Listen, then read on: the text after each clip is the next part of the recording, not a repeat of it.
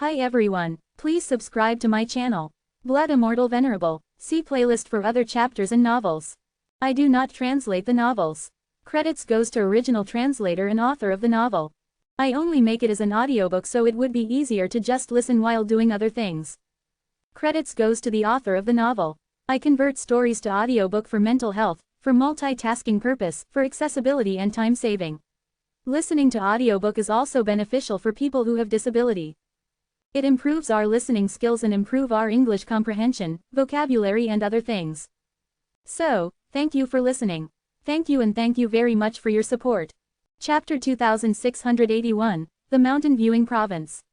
The merit points of the warriors, who entered the Dragon City, would accumulate only once they reached the other shore realm. The flag masters usually brought their subordinates to the Dragon Shadow Pavilion for tasks. The condition was that both the flag masters and their subordinates had to at least reach the other shore realm. Those who didn't meet this criterion had to practice in or near the Dragon City. Zen had been with the disciples of the Swordlight Palace in the Dragon City for a short time now. Even the most outstanding disciples among them, like Belden and Elgin, were still lingering at the periphery of the Sea of Truth. Therefore, they, too, were not qualified.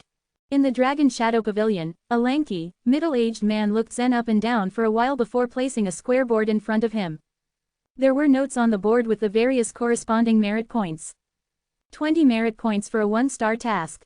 60 merit points for a 2-star task. 180 merit points for a 3-star task. 900 merit points for a 5-star task.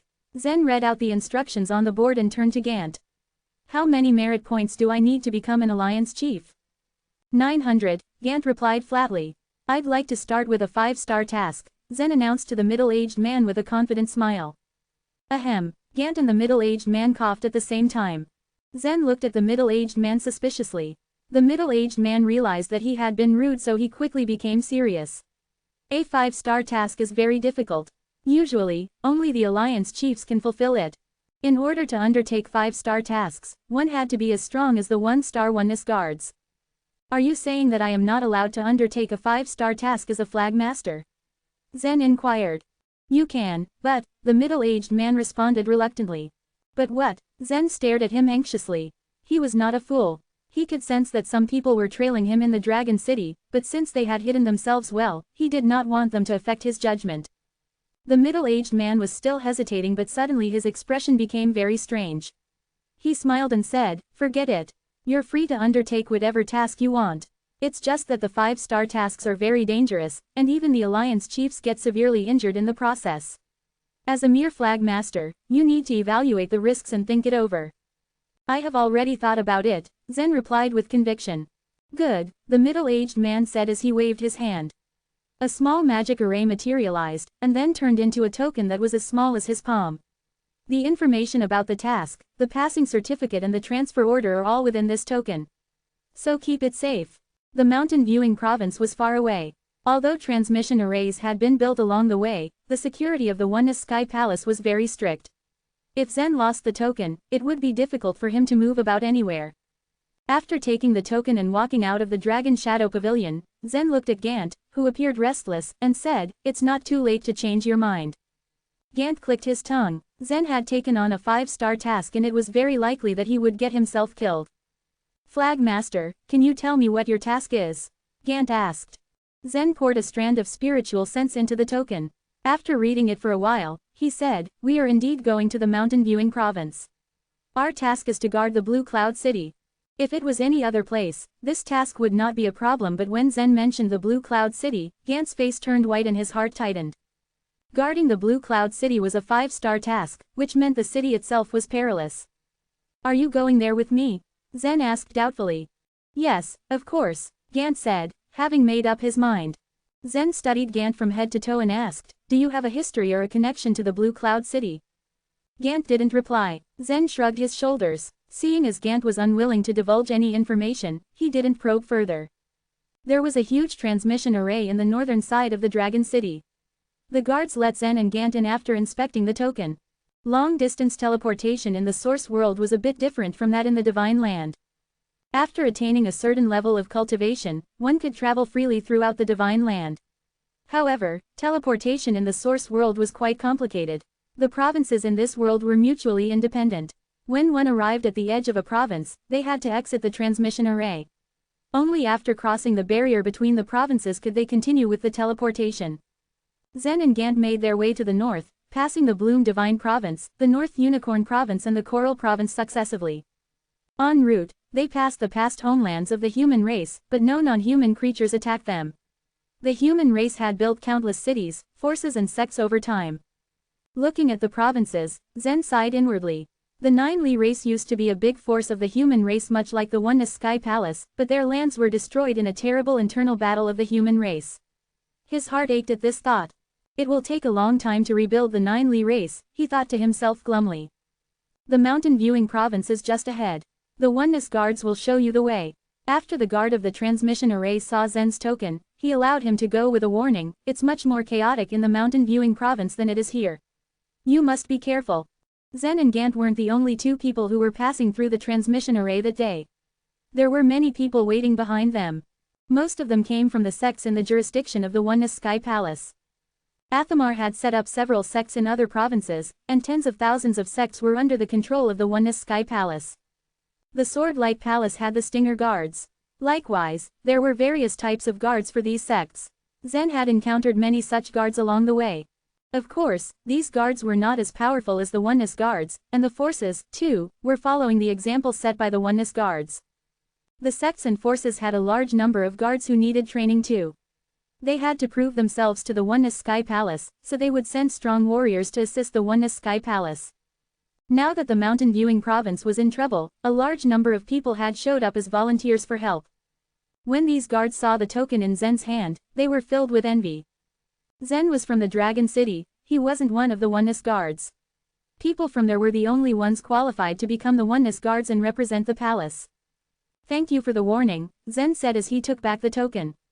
After the guard checked the tokens, the others followed Zen and boarded a giant flying ship, which would take them away from the space barrier. There were about 1,000 people aboard the flying ship. Some were worried about their future, while others were very excited. As a result, there was a deafening din in the flying ship. Zen and Gant stood speechless in the back of the ship. Finally, an hour later, the flying ship passed through the space barrier. Before everyone could witness the scene in the mountain viewing province, a small black dot came into view. It flew from the distance. Ripples appeared on the enchanted barrier of the flying ship as it got penetrated by the black dot. Click, the black dot landed right in the middle of the flying ship. Zen's gaze landed at the black dot as he saw a three-legged black bird. The bird's body was as black as night, and its 3 legs were as shiny as gold. Zen looked at the bird and sensed that the energy within its body was quite violent, very similar to when the wave's blending energy exploded. His expression changed suddenly and he shouted, "Watch out!" As he spoke, he grabbed Gant and retreated backwards to the tail of the giant flying ship. Chapter 2682, No Room for Retreat. As the two men hurriedly retreated towards the stern, a ray of golden light suddenly shot out from the body of the three-legged bird. The light turned into powerful energy and devoured everything around it. The people closest to the three-legged bird immediately exploded and were dismantled. Their heads were instantly separated from their other body parts. Additionally, the entire huge flying ship was broken in two. "Now, charge out!" Zen shouted at Gant, who was still shocked. After the giant flying ship was destroyed, the enchanted barrier in the outer layer also immediately collapsed. The two jumped up and escaped outside. The others on the huge flying ship also fled. Their timely decision saved their lives. Those who dared to go to the mountain viewing province at least reached the other shore realm. As such, they were rather quick to react when faced with danger. Who? The broken flying ship fell down. More than 1,000 people floated in the air and stared blankly at the flying ship. The guards of the transmission array had already warned them. Additionally, they were mentally prepared. However, the accident happened just when they'd arrived at the mountain viewing province, which naturally took their group by surprise. Quack! At that moment, a strange bird's cry echoed from the sky. As Zen raised his head, his pupils suddenly shrank with curiosity. In a higher space, a huge dark cloud floated over. If looking at it carefully, one could tell that it was not a cloud at all. Countless strange black birds were flying together. The power of a single black bird had already caused so much destruction. If every black strange bird in the flock above them unleashed such power, they would be in trouble. Quick, Run, the Grand River Fortress of the mountain viewing province is not far from here. We will definitely die if we are attacked by those monstrous birds. Flashes of space fluctuations suddenly began to appear. The use of the grand teleportation technique was the quickest way to flee for them. However, just as they made use of the grand teleportation technique, several gold threads suddenly appeared. The golden threads seemed to have formed a huge net and immediately covered the whole mountain viewing province. Those who had just entered the space channels quickly stumbled and fell out of the channels. At the sight of the gold threads in the distance, the warriors couldn't help but tremble in surprise. A look of despair burdened their faces. Is that the cage of heaven and earth? What the heck? The mountain viewing province is even enveloped in the cage of heaven and earth. No, it's all over. The setup for the cage of heaven and earth was a rather complicated and advanced method in the eyes of the ordinary other shore realm warriors. The cage of heaven and earth could lock up the space of a province directly. No one would be able to leave even if they used the grand teleportation technique. Generally, when two different races were fighting, very few would actually dare to release the cage of heaven and earth. The reason was that the cage not only trapped the enemy but also their own members. However, the cage could greatly shorten the duration of the war. The people of the two sides could not use the grand teleportation technique to fly back and forth. The limited space would mean that the battle would be very fierce as the retreat of both sides was already blocked. The fact that the Sun Crow race was using the cage of heaven and earth only meant that they were determined to occupy the mountain viewing province. They had cut off the escape route so that they could end the war. Swish, swish, swish. Although everyone was frightened, their instinct to survive still helped them run away. Oh no, what should we do? As he stared at the group of black birds that were getting lower and lower, Gant felt very upset. He wondered how pathetic it would be if he died just after he had arrived at the mountain viewing province. Charge out. In their situation, Zen couldn't give him a second answer. Over 1,000 beams of light were rushing towards the north at an extremely fast speed. However, the black birds flew even faster. In just 5 minutes, those black strange birds had already arrived above everyone's head. Terror enveloped everyone below them. Quack, quack, quack. Countless birds let out strange cries which made people very upset. Quack. A black strange bird suddenly broke free from the flock and surged towards the crowd. As it rushed down, the energy within its body began to accumulate. Afterward, the bird let the energy explode as it approached the other shore realm warriors. Bang! Although the people immediately scattered in different directions, the horrible energy flow still engulfed 6 or 7 of them. What the heck? These strange birds. Zen's eyes twitched as he watched the miserable situation. A sense of despair dawned upon him. At that moment, a group of black strange birds also broke from the flock. They hovered above his head and rushed towards him. When he noticed that the strange birds were getting closer and closer to Zen, Gant shouted, "Flag Master, be careful."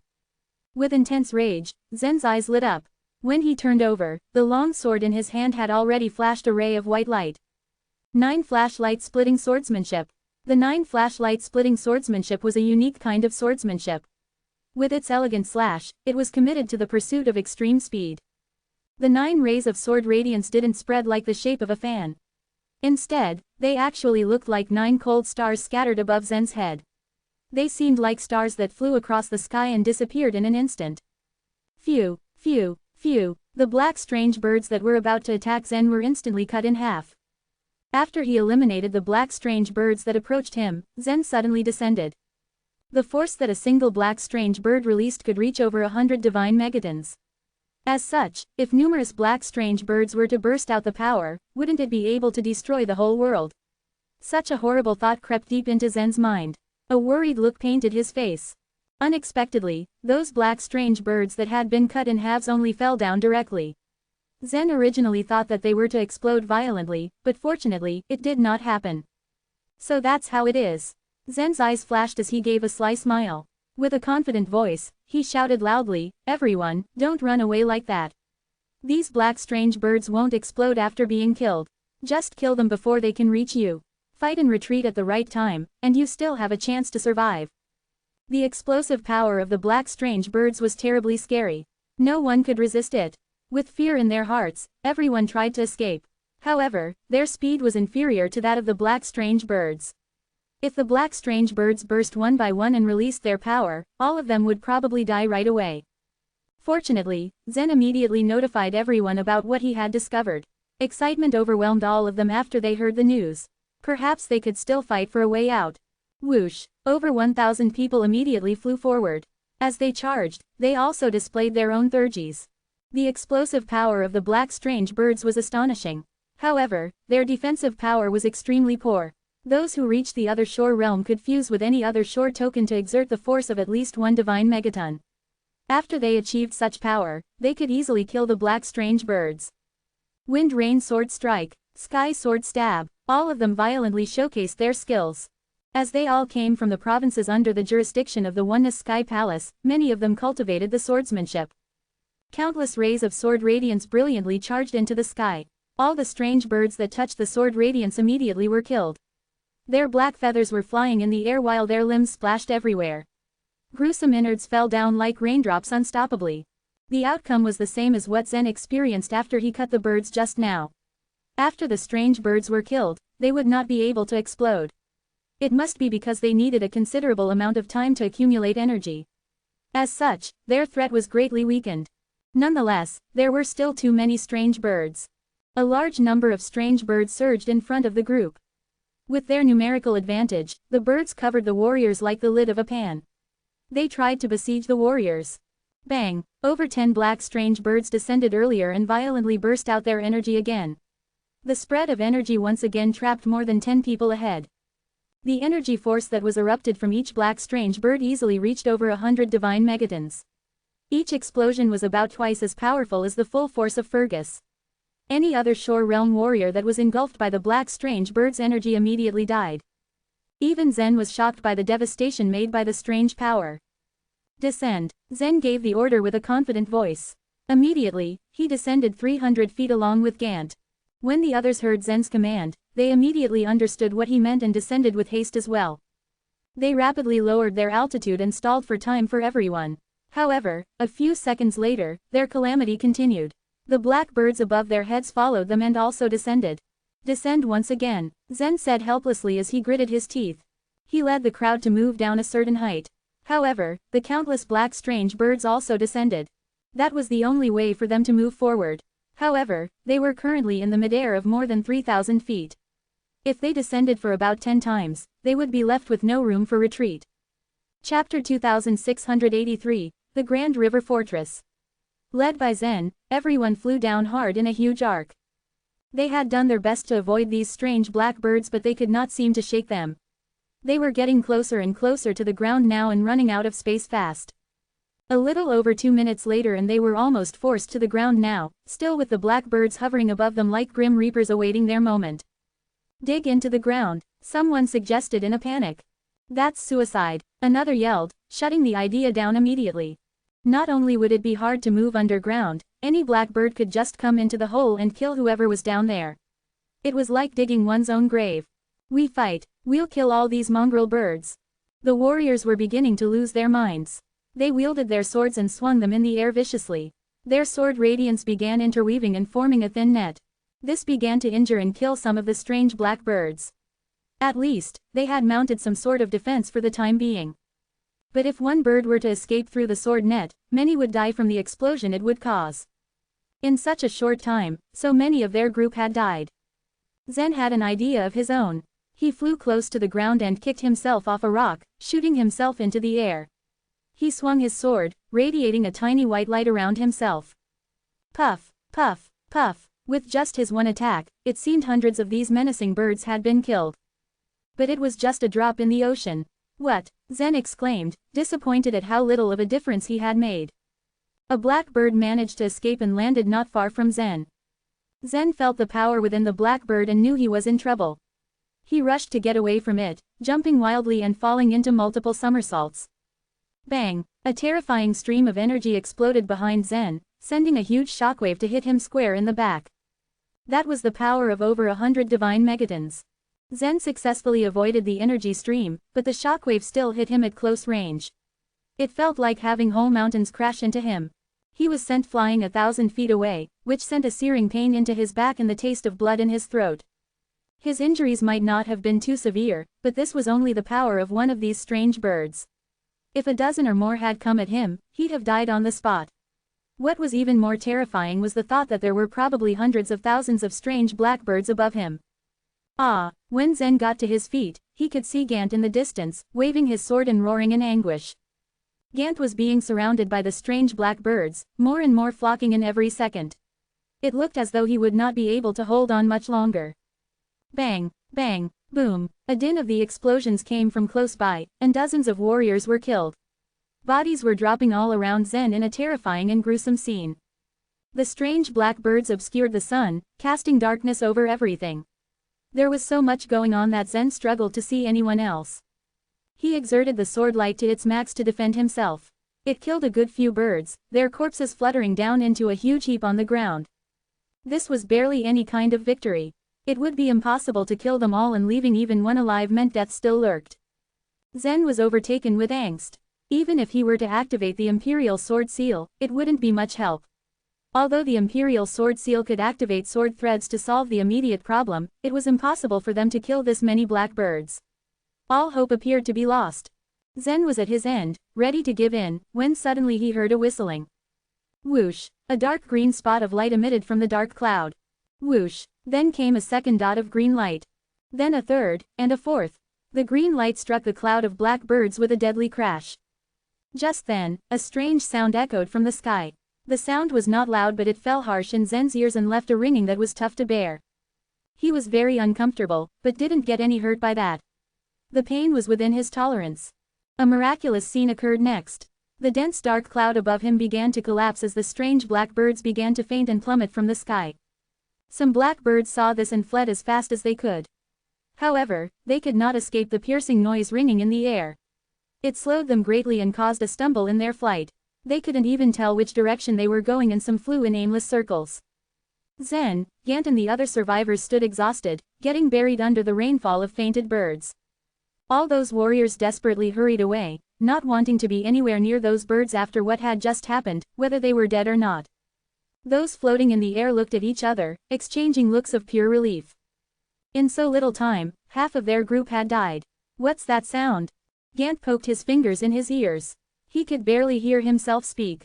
I don't know, but I do know it has a miraculous effect on these strange black birds, Zen said. Birds were extremely sensitive to sound. Some special sounds were indeed capable of startling birds. The humans of the mountain viewing province might have done everything to fight against the Sun Crow race and figured this method out. Hurry! If these strange birds wake up, we won't be able to get away. They wanted nothing more in the world than to leave this place. At that moment, several white boats appeared in the distance. They were flying boats, coming over at a considerable speed. A dozen people exited the boats. They were wearing military uniforms and were surrounded by a murderous aura. Only those who lived to kill carried an aura such as this, and Zen could sense a killing intent in them as well. He raised his eyebrows, staring at them warily. Without paying any attention to Zen and the others, they took out palm-sized beads from their backs and threw them into the mounds of black birds. Wow! The fainted black birds immediately caught fire. In the blink of an eye, hundreds of thousands of these birds had ignited into a sea of blazing inferno, burning to nothingness. The Grand River Fortress is right up ahead. Come with us. They left their words hanging as they turned and galloped back to the boats with no intention of helping anyone else get there. Everyone followed closely behind the boats, struggling to hide their feeling of disrespect from their faces. They had flown thousands of miles to the mountain viewing province and fought for the human race, but ended up in the clutches of these black birds. They didn't even receive any words of comfort or reassurance that they were fine. Zen maintained a state of calm. No matter what, he was still alive, and that was good enough. But it seemed that the situation in the mountain viewing province was far more complicated than he had expected. Gant too remained calm despite what had just happened. But he had survived. He lowered his head and thought about something else to keep his mind from the life-threatening situation he had been in just now. After flying for 500 miles, a magnificent fortress appeared in front of everyone, greeted with many pairs of dazzled eyes. However, the most attractive thing was not the fortress itself, but the 9 gigantic swords inserted at the back of it.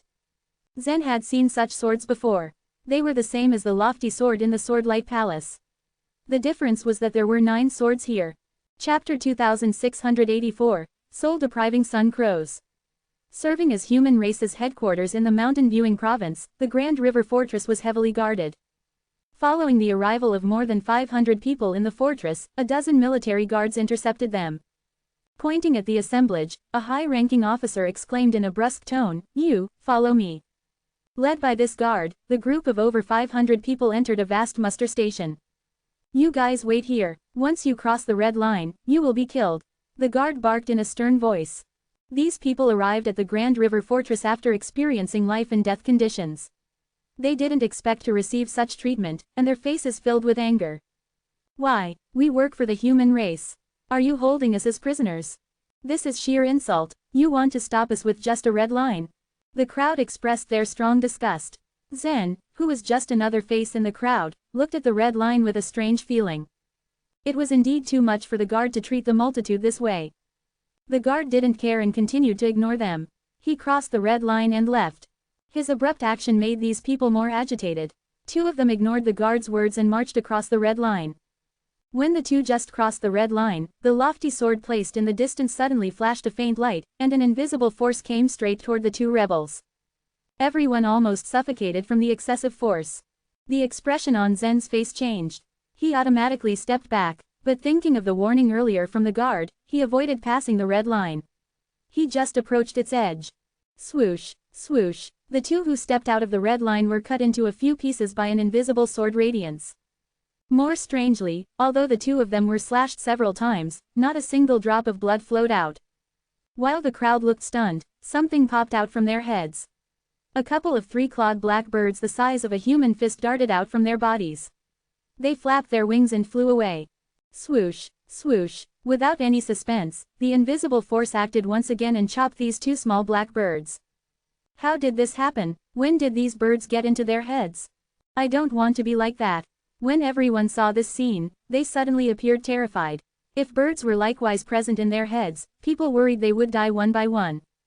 Zen glanced at Gant out of instinct. Gant giggled at him and said in a relaxed tone, "Don't worry about me. I'm fine." Okay, these strange, black birds possibly entered those people's heads when their flock hovered low and covered the entire group. It seemed like there were many of them. Zen nodded. He had already felt strange before this. The rules of the Grand River Fortress were pretty rigid, and it was normal for them to perform a routine inspection on the outsiders.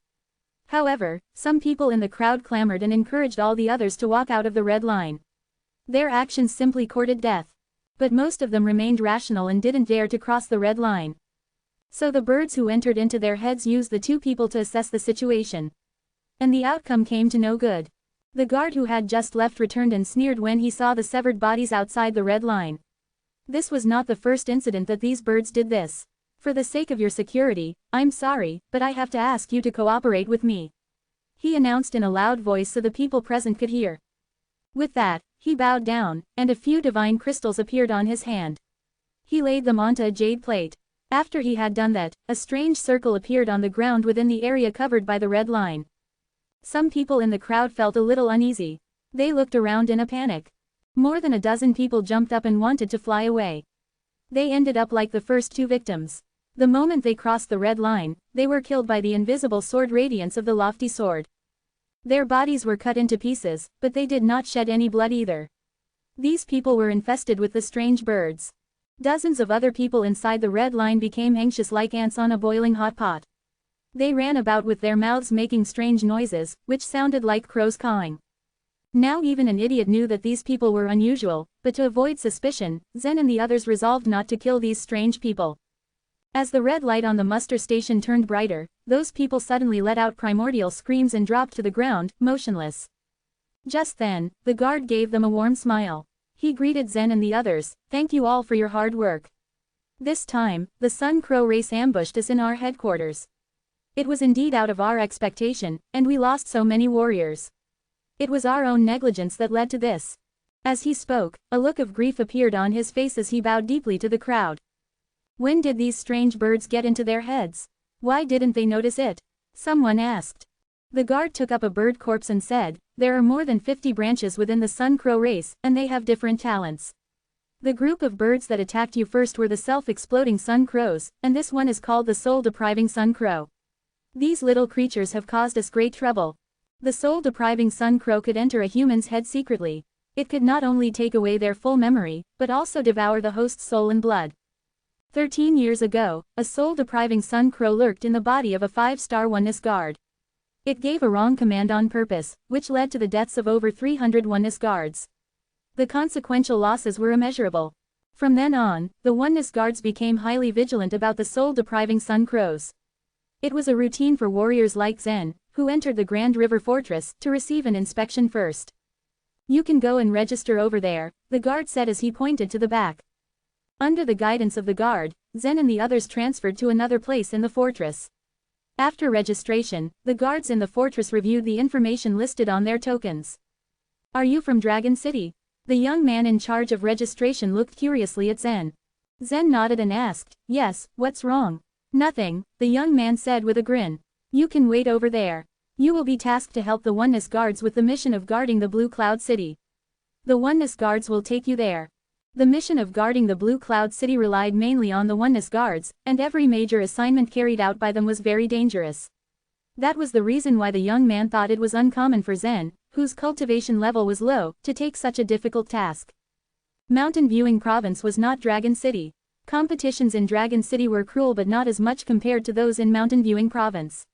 The latter was dangerous, and people dying was nothing new. This young man could even imagine the scene with Zen and Gant feeling scared to death as they went to the Blue Cloud City. Besides Zen and Gant, 8 more people were also waiting aside. The tasks from the Oneness guards were not assigned to the Dragon City alone, but also the various forces under the Oneness Sky Palace. These 8 people obviously accepted the same duty as Zen did. After they waited for an hour, a young man in military uniform rushed in. A token hung around his waist. 2 words, "Oneness Guard," were written on the token. He was a Oneness guard, apparently. After taking a look at the crowd, the Oneness guard fixed his eyes on Zen and Gant, and said disdainfully, "You two can leave now. You two are only in the first 2 stages of the other shore realm. Why did you take this task? You are courting death. I don't want you to put a heavy burden on me." Chapter 2685, Making Trouble. Gant wasn't listening to the man, instead, he was looking at Zen cautiously. He couldn't care less about what the man was talking about because he knew he wasn't strong enough anyway. He was just waiting for what Zen would say and how he would react. He had followed Zen to Blue Cloud City because he wanted to find someone and at least know how the person was doing. No matter what the result was, he was ready to accept it. But Zen was different. He came to Blue Cloud City to obtain merit points. All the Alliance chiefs of Dragon City had the opportunity to become 1-star Oneness guards. With his full strength, Fergus was definitely on par with the Alliance chiefs who had become Oneness guards, and yet he was no match for Zen. Based on that alone, Zen could probably defeat 1-star Oneness guards. Gant narrowed his eyes, as he gave the Oneness guard in front of them a searching look. He glanced at the Oneness token hanging from his waist, where a single star was carved. In terms of strength, this guy was not necessarily Zen's rival, but he was going to kick Zen and Gant out of his team because of their low cultivation levels. Gant wondered how Zen was going to deal with the situation. As soon as the Oneness guard finished his words, he pointed at the other 8 people and said, "You can go with me." He proceeded to ignore Zen and Gant and turned to leave. Zen raised an eyebrow and said to the Oneness guard, "It's not fair for you to judge us simply by our cultivation levels. Don't you think so?" The Oneness guard, who was about to leave, turned back in surprise when Zen said those words. He gave a mocking smile at Zen and asked, "Huh? You are only in the first stage of the other shore realm. You are courting death by coming to the Mountain Viewing Province. I don't think you'll be of any help on the battlefield." In the eyes of the Oneness guard, the warriors who came to the Mountain Viewing Province were all cannon fodder. Although these warriors were at the other shore realm, most of them had poor other shore tokens, and their actual combat experience was next to none. This particular Oneness guard was in the 5th stage of the other shore realm, but he was able to defeat people in the 6th stage or 7th stage of the other shore realm. On the other hand, Zen had barely reached the 1st stage of the other shore realm, and thus, he was hardly worth mentioning in the Oneness guard's eyes. He saw them as burden, and he didn't want to bring them, lest they just pull the whole team down. He was aware that there were a few geniuses in the Oneness Sky Palace who were extremely powerful despite their low cultivation levels, but the thought that Zen was one of them didn't even touch his imagination. He thought that the Oneness Sky Palace wouldn't send geniuses to the dangerous front line. And he was very wrong. Zen was indeed an exception. "I won't leave," Zen suddenly said. "And according to the rules, you have no right to refuse me." As he spoke, he raised the token in his hand as if in reminder. Military orders were imperative. Zen received the task according to the token, and the Oneness guard had to bring these warriors who had taken the task with him. Even though he looked down on Zen and Gant, he had no reason to chase them away. If he left them behind, and Zen reported this to the Oneness Sky Palace, the Oneness Guard could be severely punished. The Oneness Guard looked at Zen in surprise, grinned and said, "If you offend me, I have thousands of ways to put you to death. Are you sure you still want to follow me?" "I only know that I need to complete my task," Zen insisted calmly. The other 8 people stared at Zen with strange expressions on their faces. They couldn't understand what he was doing. It was a dark and dangerous path that Zen decided to traverse when he angered the Oneness Guard. If he was smart, he would know when to shut up, but since he insisted on his way, the others decided that he must be pretty stupid or insane. "Do whatever you want," said the Oneness Guard grumpily. He turned his back on Zen harshly and left without a backward glance. Without saying anything more, Zen fell into line behind the others. In front of the line, the Oneness Guard introduced himself with pride. His name was Maxim Lin, and he was not originally from Dragon City. He was a member of the 5-Color Sword Sect, and he became a member of the Oneness Guards when he succeeded in the qualifying exam. Through his life vitality, Gant informed Zen that the sects affiliated with the Oneness Sky Palace were also qualified to select outstanding people to join the Oneness Guards. The 5-Color Sword Sect was well known in the Bloom Divine Province. "During the next few days, as we guard the Blue Cloud City, I expect that all of you will obey my commands. If you do otherwise, I assure you that you cannot possibly survive," Maxim Lin warned as he continued walking forward. His words intimidated everyone, and their hearts fell to their feet. Only Zen kept pace with brisk steps. Not long after, they arrived at their destination and a few flying ships appeared in front of them, along with other Oneness Guards who were waiting by the ships. Of course, these Oneness Guards had also brought their followers. One of the Oneness Guards whistled at Maxim Lin and said with a mocking smile, "Your team looks good, Maxim. They look powerful." As he spoke, he eyed Zen and Gant, and it was obviously that he was being sarcastic. A wry smile appeared on Maxim Lin's face, and he said helplessly, "I have no choice. I can't drive them away, right? I'm also wondering how warriors who have barely reached the other shore realm received such a task." The task of guarding the Blue Cloud City was not the most difficult one for the Oneness Guards, but it was one of the most difficult ones in Dragon City. Except for the Oneness Guards, all the other warriors were in the 3rd or 4th stage of the other shore realm. This made Zen and Gant stick out like sore thumbs. Fortunately, the Oneness Guards just joked with Maxim Lin, and the latter soon ignored Zen and Gant.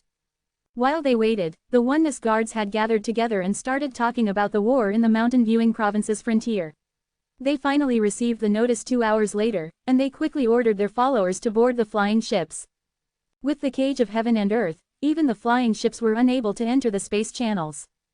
The only thing they could do was drive the flying ships and maintain a high speed, which meant that it took them a long time to travel from the Grand River Fortress to Blue Cloud City. With the way they were flying, they could be attacked by the Sun Crow race at any time, and so no one dared to cultivate on the other shore during this time. Everyone was paying full attention to protect themselves from potential dangers. 4 days later, the flying ships finally arrived at their destination.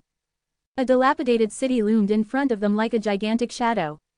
It was a dead city, ruins and collapsed buildings lurked at every corner. Pillars of black smoke rose at the distance. Zen glanced subtly at Gant, who had stood up at the sight. A flash of excitement and grief crossed Gant's face, just long enough for Zen to notice, and then it quickly disappeared. Zen had long figured out that Gant must have come to Blue Cloud City because of something personal, but he never probed. In his mind, he knew that Gant would tell him about it when he was ready and willing to talk. They both looked out when the flying ships descended lower and were met with the sounds of wailing and grief. When the flying ships finally landed on the ground, they saw numerous old women and children that loitered around. They were gathered together and were begging the Oneness Guards to bring them out of the city. Blue Cloud City, who had been flourishing years ago, was now a dangerous and ruined land. All its citizens were scrambling to leave at once. The Oneness Guards didn't even deign to look at them, and they left with their own followers without even a backward glance. Not long after, Maxim brought Zen and the others to the southern corner of the city. He hurriedly commanded them to wait and then left. While they waited for the Oneness Guard to come back, they wandered on top of the city wall and looked outside. The sight of corpses piled high outside the city walls met them, and the smell of rotten flesh wafted from below. Quack, quack, 5 black sun crows were hovering like vultures over the dead bodies, and they dived periodically, pecked, and feasted on the bodies. The sun crows looked up intelligently at them, their weird glass-like eyes studied them, only to turn back and feed on the corpses. It felt like a provocation, as the crows stared at them and fed. Chapter 2686, Gant's Cousin. The people on the city wall withered under the cool dark stares of the black sun crows. One of the warriors grew furious. He drew his blade and a beam of sword radiance shot out towards the sun crows. The ray shot through the air, hitting one of the crows. A black sun crow was cut in half, drenched in blood. The other crows squawked and flew into the air. After circling for a while, they landed on the ground and began to eat the corpses again. The man who had just killed the sun crow glared at the other crows with hateful eyes. "These birds make me feel uncomfortable," he said coldly. "They are just intelligent enough to be formidable opponents, but not intelligent enough to communicate or negotiate with," said someone else. "That's why it's so uncomfortable to watch them watching us back." "How strange. Why would the sun crow race be able to fight well against humans, if they are not very intelligent?" Zen asked. Many of the people with Zen had cultivation levels higher than his. However, they were friendlier towards him than Maxim had been. The warrior who killed the sun crow laughed and said to Zen, "If they were as intelligent as us, we would have been utterly destroyed a long time ago." After all, the crows far outnumbered them, and they had more natural abilities too, like the ability to fly and attack with their beaks and claws, even without special training. The chief advantage of the human race in this war was their wisdom and the intelligence which they used to produce powerful weapons and learn fighting abilities. Even the weakest of mortal humans were often far more intelligent than the members of other powerful races. Most of the races that had some semblance of a civilization, such as the sun crows, the ear mice, or any of the other strange races living in the source world, had only a few select individuals that possessed real wisdom. The vast majority of their races relied on instinct to survive. "That makes sense, I suppose," Zen agreed. There were 10 of them on the city wall, including Zen and Gant. The atmosphere had relaxed as soon as Maxim left, and the warriors took the opportunity to converse with each other, becoming more familiar with the lives and interests of their comrades. The man who had just killed a sun crow was named Rupert Liu. He came from a famous clan, and had already signed for the qualifying test of the Oneness Guards. He came to Mountain Viewing Province for training. Most of the other Shore Realm warriors had their own personal reasons for choosing to come to Mountain Viewing Province despite the ongoing danger. "By the way, Zen, what's your story? Since you've just entered the other Shore Realm, you could have chosen to stabilize your cultivation in the Dragon City. Why come here at all, especially during these tumultuous times?" Rupert Liu asked. Everyone turned to look at Zen, for they shared Rupert Liu's curiosity. Some had concluded that Zen was simply a daredevil courting death. "My goals are the same as yours, Rupert. I'm also here to gain training experience," said Zen with a smile. A middle-aged man named Alfie Liu spoke up. He had a pleasant, honest face and upright manner. "The two of you are young and should be careful. You can hide behind us if you're in danger," he said with a grin. "Thank you for your concern. We will not bite off more than we can chew," Zen said politely. Gant, standing behind Zen, rolled his eyes. He thought that Zen almost certainly did not need the protection of any of these people, and might in fact be the one who would end up protecting them when the going got rough. They all stayed on the city wall for the next few hours, until Maxim returned. He arrived carrying a pile of black iron tokens. He tossed the tokens at the warriors. Alfie Liu deftly caught his token. He examined it carefully. "What is this for? Can this token record our merit points?" Maxim glanced at him. "These are ID tokens. The crows kill warriors by ripping their bodies into shreds. It's often impossible to identify the dead. These tokens will help to confirm your identity, if you should fall in battle." Alfie Liu looked startled, and gave the iron token a closer look. "Really? These will be used to identify our dead bodies?" Maxim said seriously, "I'm not kidding. Even the Oneness Guards have to use these tokens, and now you do too." His gaze swept sternly across the place, resting on Zen and Gant. "The crows like to attack in the early morning. You must be alert for the sound of the horn.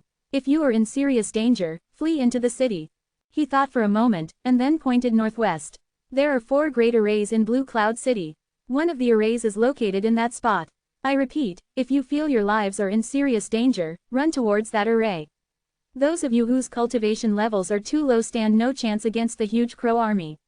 You will not be recorded as deserters if you choose to leave the battlefield." Although Maxim had a short fuse, he wasn't unkind or ruthless. His general bad disposition and quick temper were common traits among the Oneness Guards, who had experienced too much violence, suffering, and death to have too much patience in their dealings with other people. The truth was that probably half of the warriors in the 3rd and 4th stages of the other Shore Realm would die within weeks. In a month's time, maybe 3 or 4 would be left standing. Maxim believed that Zen and Gant, newcomers to the other shore, would likely be included in the first batch of casualties. Having said his piece, Maxim prepared to leave. Gant suddenly spoke. Master, may we move freely around the city? Maxim frowned. What would you do? Blue Cloud City is, to be frank, dilapidated and worn out. You won't find much in the way of entertainment in this city. Gant looked disappointed, and Maxim sighed. He added, but if you insist, well, you must stand guard here for the first half of this month. In the second half, you are free to explore the city. Thanks, said Gant, sounding relieved. Once Maxim was gone, Zen pulled Gant some distance away from the others so they could speak in private. He asked, what was that all about? What are you hoping to find here in Blue Cloud City? Zen had always suspected that Gant had some private motive, but he had held his peace, deciding it was up to Gant whether he would confide in him or not. But Zen couldn't wait any longer.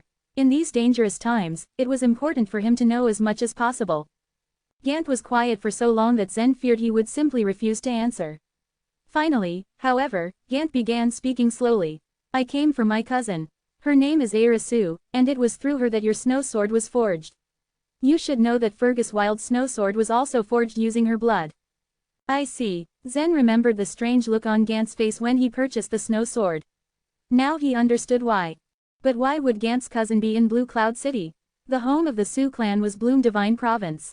The Sioux clan was known for its skill in refining weapons, and when its members left their home, it was often to go to work in prestigious locations like Dragon City and the Oneness Sky Palace. The bloodline theurgy of the Ore Shadow race is to melt any metal in the world, Gant explained. The discovery of a shade stone in Blue Cloud City has spurred the head of the Sioux clan and 6 powerful weapon refiners of the Oneness Sky Palace to come here. Era should be with them. In fact, unless I'm mistaken, the shade stone is probably one of the reasons why the Sun Crow race is attacking this city. Their race seeks to obtain the stone for themselves. But what is a shade stone? Why not just bring it back with them to Bloom Divine Province? Zen asked. He was unfamiliar with many of the traditions in weapon refining. Gant shook his head. The shade stone is not something you can just pick up and take with you. It is a talisman hung between heaven and earth. Once it appears, it is entirely immovable. It can't be stored in the space ring. Any attempt to move the stone by force will cause it to disintegrate and disappear. The Sioux clan has no choice but to refine it right where it is located. Zen tilted his head. That's quite interesting. I've never heard of that particular kind of magic item before. It's true. Consider this. A premium other shore treasure, if refined by the shade stone, would be comparable to a primary grand nature treasure. That's why the Sioux clan and even the Oneness Sky Palace attach such great value to the shade stone. Gant had learned most of this lore from his uncles.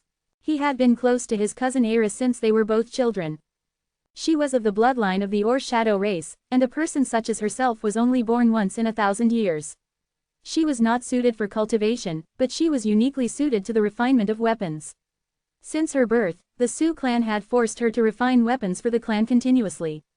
They had supplied dozens of other shore treasures forged by Era to the Oneness Sky Palace. This state of affairs had led to a rapid improvement in the status of the Sioux clan in the palace. Gant had heard that the Sioux clan was here to use Era to refine a premium other shore treasure, which was second only to the grand nature treasures. This had caused Gant great anxiety. He couldn't help but think that the refinement of that kind of treasure would require the sacrifice of Era's life. To be fair, it was not unheard of for members of the Sioux clan to sacrifice their lives in order to forge weapons of incredible power and quality. Those who willingly sacrificed themselves thought their lives would be a worthy exchange for a peerless weapon that would be the culmination of all their life's work. But Era was not among the willing ones. She was being forced to give her life for the clan's ambitions. It's difficult for me to believe that a clan would sacrifice the life of one of its own members, a young girl, at that, just to refine a weapon, Zen admitted. Gant drew his brows together, caught between a frown and a wry smile. Of course Zen was disbelieving. He himself still couldn't believe that his clan would actually choose to kill their precious Era. What a cruel world they lived in. Chapter 2687, Invasion.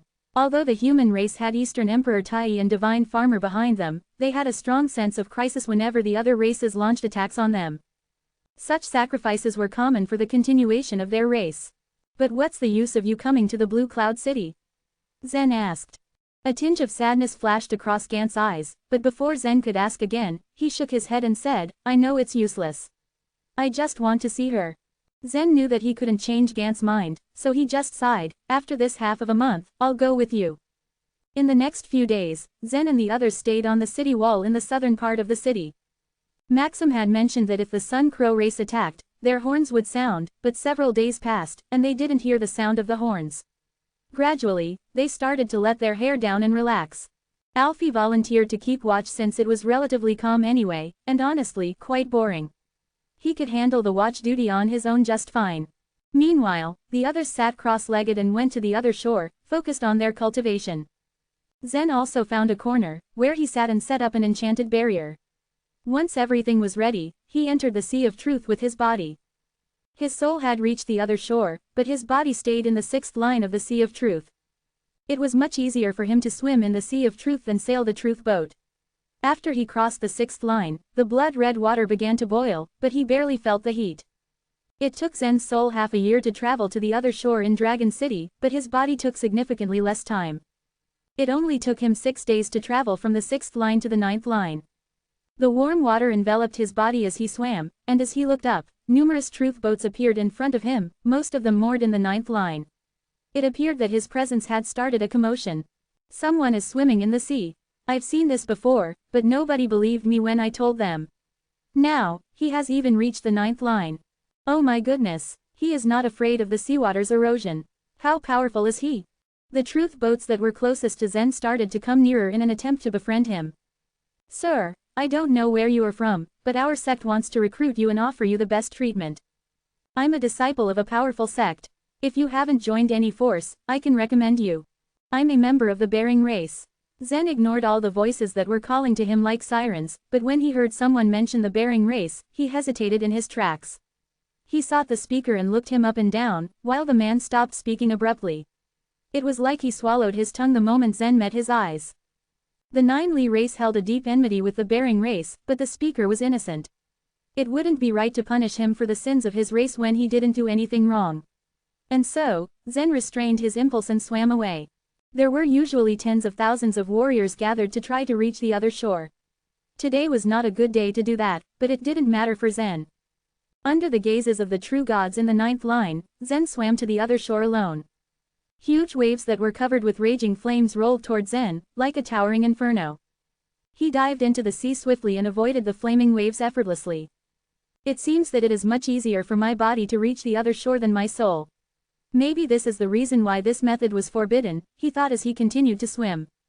4 hours later, Zen finally reached the other shore. He stood at the beach, the golden sand warm on his toes. He thought of the sacred Mallow Temple, as he closed his eyes and basked in the warmth he felt. He still had the other shore key, which could open the sacred Mallow Temple. He remembered that he saw a crack at the top of the temple during the last exploration, and he wondered if there was something hidden behind that crack. According to Dorothy, the stones in the sacred Mallow Temple were excellent other shore tokens. He could take some away and sell them for soul pills. Just as he determined to go to the sacred Mallow Temple, he felt a stirring from his enchanted barrier. Earlier, before he started to practice, he had made a deal with Gant. They agreed that once the Sun Crow race arrived to invade them, Gant would touch the enchanted barrier he set up. That way, he could wake up swiftly. Cultivation was extremely risky in the face of such a strong enemy. He knew then that he must leave. Without hesitation, he left the other shore. At the other side, even before he opened his eyes, he could hear the sound of horns. It sounded like a stampede of beasts, deafening and wild. He quickly removed the enchanted barrier and leapt for the city wall. Others were standing tensely, their eyes locked at the horizon. All of them were looking at the distance, alert for any sign of their enemy's presence. Zen's eyes narrowed when he spotted them. There was a cluster of dark clouds in the distance that blotted out the sky and sun. It was the sun crows gathered in the sky, so numerous that they appeared as one black dot. Strange sounds echoed from far away as if millions of demons were whispering in the air. The whispers felt intimately close, a caress of death in their ears, whispers of fear that clutched at their uneasy hearts. There are so many crows. How can we defeat them? Alfie said with a sullen face. He thought that the Blue Cloud City was just a small city and that the Sun Crow race wouldn't bother to attack it. Oh, how wrong he was. It shouldn't be a big problem, Rupert said with a cautious expression. Blue Cloud City doesn't rely on us. We just need to guard this area. There were many oneness guards in Blue Cloud City, and some of them were 5-star ones. The senior leaders of the Oneness Sky Palace were not idiots. They would save these guards if they failed to defend the Blue Cloud City. They're coming. Zen's eyes narrowed. It felt like the wind had stopped blowing and was instead being sucked away. Everything had grown eerily quiet. The distant black clouds had suddenly dispersed and moved towards Blue Cloud City. The clouds were gigantic, so they looked slow, but in fact, the sun crows were flying at breakneck speed. Phew! When the dark clouds were around 30 miles away from the city, Zen suddenly felt an irresistible aura behind him. 4 huge light columns appeared in the city, and within the light columns, small white swords materialized. The swords soared into the sky, interlaced with each other, and then rushed in all directions. Wow! It's the array of innumerable swords. The number of divine crystals used to shoot that amount of swords at the same time must be astronomical, Rupert exclaimed. As an orthodox sword sect, the Oneness Sky Palace had all sorts of powerful sword arrays. The array of innumerable swords was one of them. The number of divine crystals that were spent on such a sword array was unimaginable. More than 100 million divine crystals were probably spent per salvo. The swishing sound the swords made filled the quiet of the wee hours of morning. The still dark sky was tinged blacker than usual. Countless small white swords flew, and the light they emitted lit up the whole sky. The white swords swiftly rushed towards the sun crow race. The white swords painted the sky in the colors of daylight, only to disperse and mix with the darkness of the sun crows. It appeared like a black and white painting, a breathtaking view, as they entangled and engulfed each other. Soon, the dark crows lessened significantly.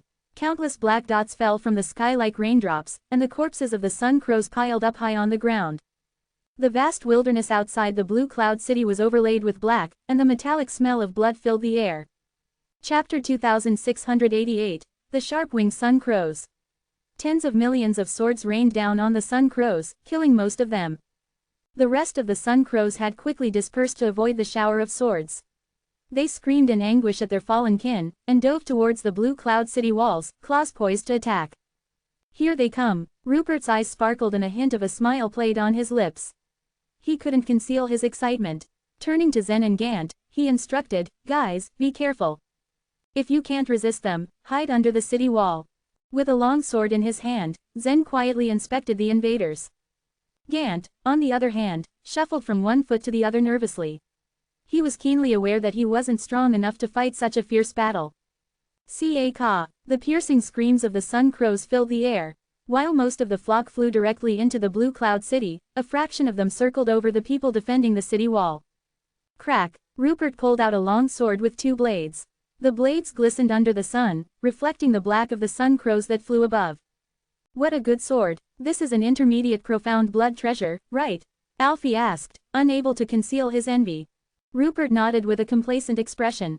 Actually, he had paid a grand price to get this sword, but he wasn't going to tell Alfie that. Maple leaves. Rupert's eyes flashed as he held his long sword up in front of him with both hands.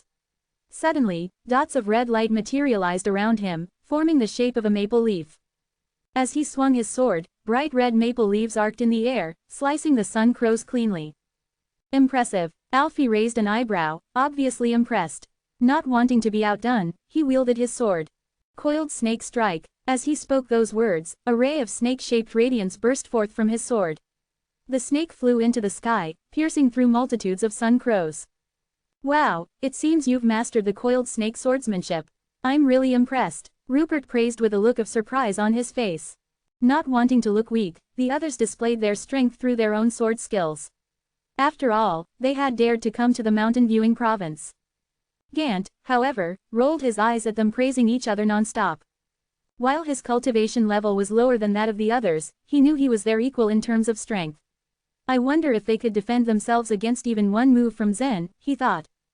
In contrast, Zen calmly kept to himself. He stood atop the city wall, poised with an ordinary long sword. Every time a sun crow got near him, with a light flick of his wrist, a white light would flash and swallow the crow. Zen didn't look particularly powerful, nor did he kill hundreds of sun crows in one blow, as the others did. However, upon Gant's close observation, he realized Zen's strategy.